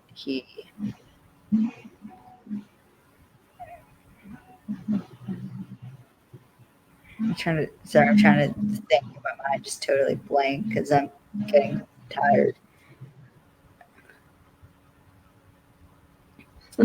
But yeah, basically it's cool how like they're able to play these like different. How Christian is able to play these three different characters. Yeah. It's like the 3 different flavor profiles of characters that he can play, which is actually kind of interesting. I mean, there's one where like he's kind of the outcast for being too smart, and then there's one where he's the outcast because he killed people, and then this one he's just an outcast because he's a broken human being. Which I thought was kind of cool, and I never really made that connection until I started rewatching the episodes and stuff. I'm like, wait a minute, I can see the different flavors of human being that he can play. Which I feel like Alex is more closer to Jake though than Elliot. Well, with the brokenness of not feeling like he's not good enough. Yeah, Alex is kind of the combination of Yeah, that's Alex Elliot. Is kind of Elliot, the combination of Jake and Elliot. Yeah, he's more Jake with a couple dashes of Elliot mixed in. It's like Jake with like the intellect and the sarcasm and just being a smart ass, and also not being able to leave shit alone. True. But with Elliot, it's the sort of broken spirit, like broken soul. It's like I'm not gonna be able to be good enough. Basically, is what that is, and I'm like, I can see a little bit of both mixed in with a little bit more. Because you get more about Alex. Yeah, and it's more of a human approach to this. Yeah, where his vulnerability is up front instead of like with Jake and or Elliot, where it's kind of hidden. Mm-hmm. It's kind of protected behind that armor. With Alex, it's part of who he is. It's ingrained in his character being of who he is as a person. Yeah. Which I like that. It's kind of cool. I do too. Okay. And also I appreciate that every episode's like a mini movie. I love that format. I just think it's awesome. I love that. It's so much fun. And also Dean Devlin did confirm that Alex does get compensated by the police force. Good. And his government checks. And we do find out why he's still broke. And that should be interesting. Yes. I can't wait to meet her. So then the idea for Miss Paradise actually came from Dean Devlin during his honeymoon in Hawaii, where he had said he saw a news story about how a group of people took it upon themselves to take down a local drug dealer, which got him thinking about like island justice and island spirituality. And then it sort of grew from there, where like that's kind of cool. Wanted to show his, because Dean Devlin is half Filipino. So that's where the Philippines came from. Yeah, can I just say that watching the Facebook, for the Facebook Live for this, I was like giggling like crazy because when he mentioned it, and not only I asked a question, but Dean read it out loud. I was legit going back. I remember typing it in, and then seconds later he read it, because I saw him go, like his eyes went down to the computer screen and then back up to the camera. Yeah. He read it out loud. I was like, what was apparently something that's discovered is Arthur Acuña is a grandpa when it comes to technology. Yeah, hence the nickname that they gave him with the show, Silent Bob, because he doesn't know how to work computers. Doesn't know how to work the Zoom. Is it Zoom? Yeah, the Zoom camera, like the technology and stuff. But it was something along the lines of like, my question was like, what was your favorite moment from filming? And the first one to freaking answer was freaking art, and I swear he looked right in the camera and looked right into my soul, and I was like, okay, I'm dead now. You killed me. And then I was like, I commented after he had replied saying that it was like, it's just getting to know your fellow actors and what they're capable of. And I immediately look up and I see Christian blushing, and I'm like, oh, that's adorable. And I started laughing so hard. Out the guitar of it too. Yeah, in one of the other episodes, and I'm like, in that one, I can't. I'm excited to get to Lone Wolf. But yeah, it was like when he answered my question, he like directly like read it out loud too and answered it. He was the first one to answer it, and that is awesome. I legit about threw my freaking phone across the room. But I set it down, and I started laughing so hard, like literally I had to set it down. It was either this one or the one before where he answered my question after Dean read it out loud, and I was like, I just hope they do the Facebook Lives again for season 2. Yeah, oh my gosh, when they did the one where they brought the little girl on. She's freaking cute. Yeah, they brought her on for an episode of the when we first meet her. That's when the Facebook Live following that one. She's on a couple of times, and when she looks up and sees Christian, and just like lights up and starts smiling, and I'm like, oh, that's adorable. See, he's like Batman. To children, Christian Kane is Batman. Yeah, and she was like, you did, and he was like, you did great, sweetheart. And I'm like, if that was me, I would be on the floor, like dying laughing if he called me sweetheart. And she's like, thank you, and like looked away and starts smiling, and I'm like, oh. And Dean goes like, everyone loved you. And she's like, oh really? And they're like, yeah. You can't not like Christian Kane. Yeah, the fact that he got the Batman comparison. Cowboy Batman. Oh my gosh. But yeah, when they bring her on again for like another episode where it was the one where he like blacked out or something. It's like a couple of episodes later.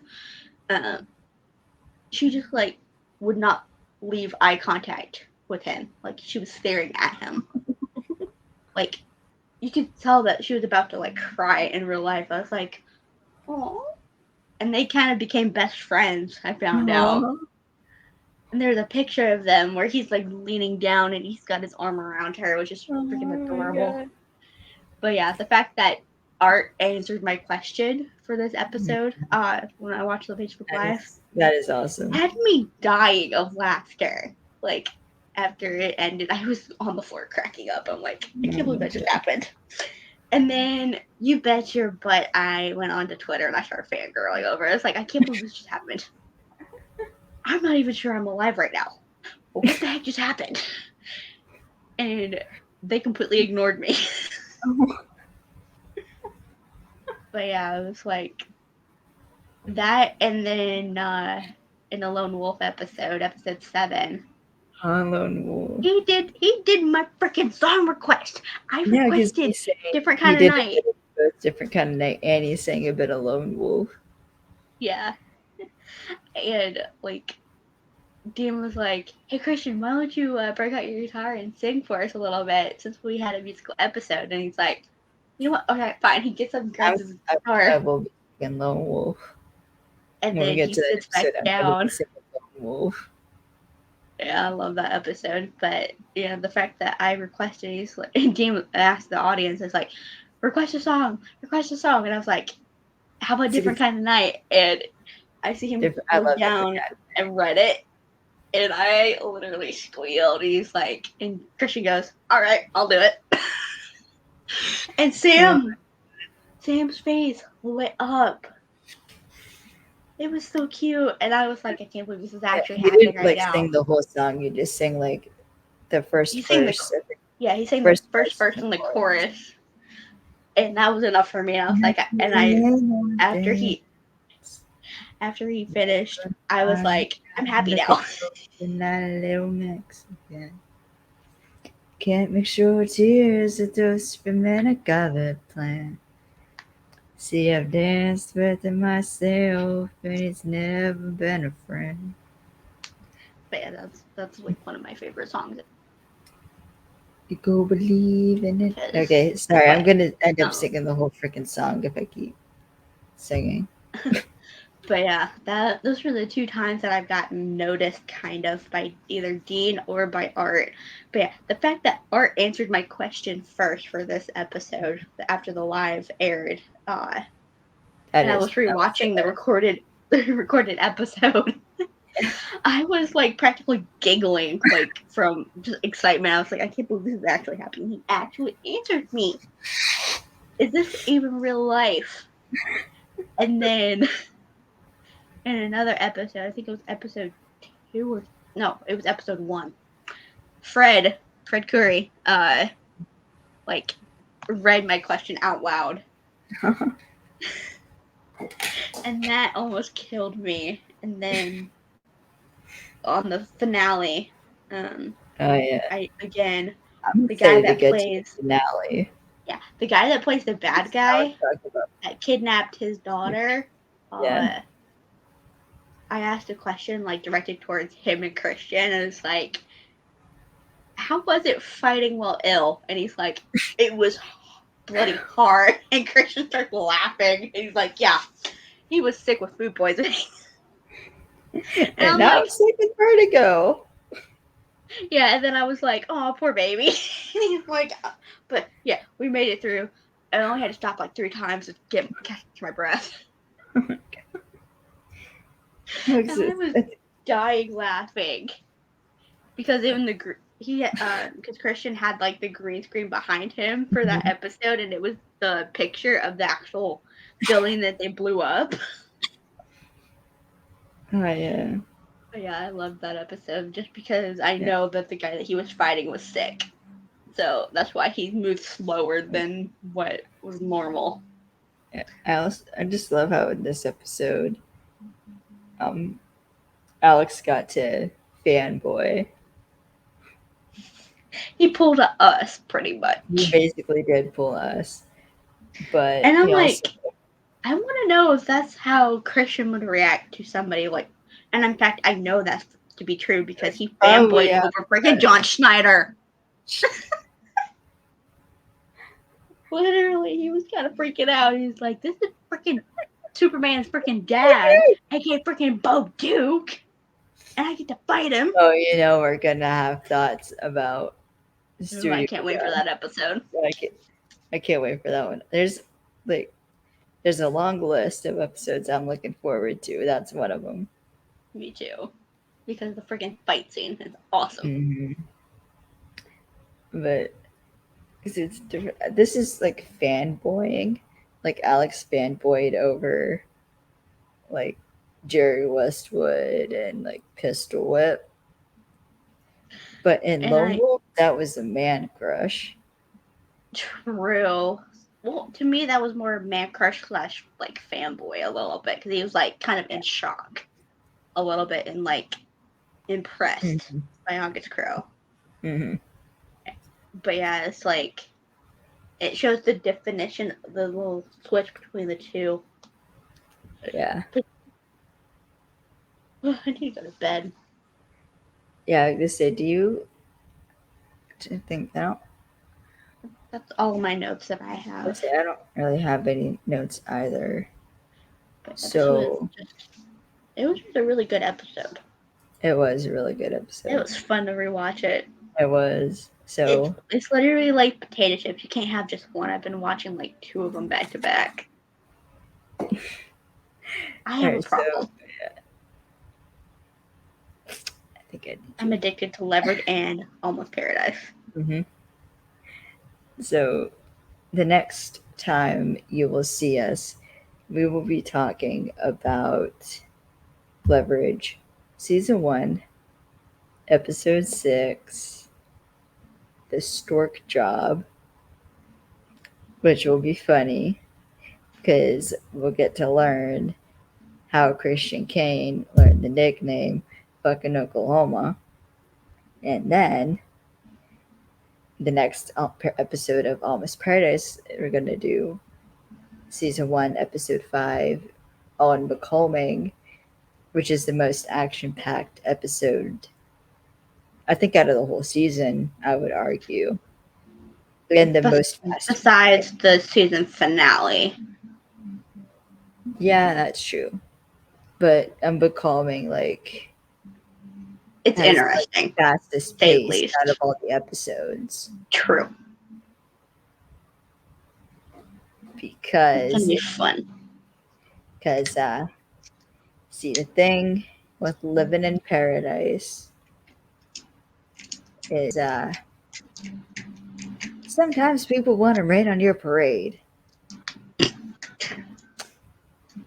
And a lot of shit happens. True. So we will talk about that episode when we get to it. So yeah, I'd like to thank our parent company, nowco.com, for sponsoring us. westpasystems.com, our electrical consultants. You can follow my website at kayleesintelacting.com. You can also follow me on Twitter at MissMovieFan_67. You can also follow my TikTok at MovieFan_67. You can follow Alex on Instagram at AlexCooper7241. And you can follow Alex on Twitter at AlexThe_AlleyCat. And you can follow Alex on TikTok at AlexTheAlleyCat.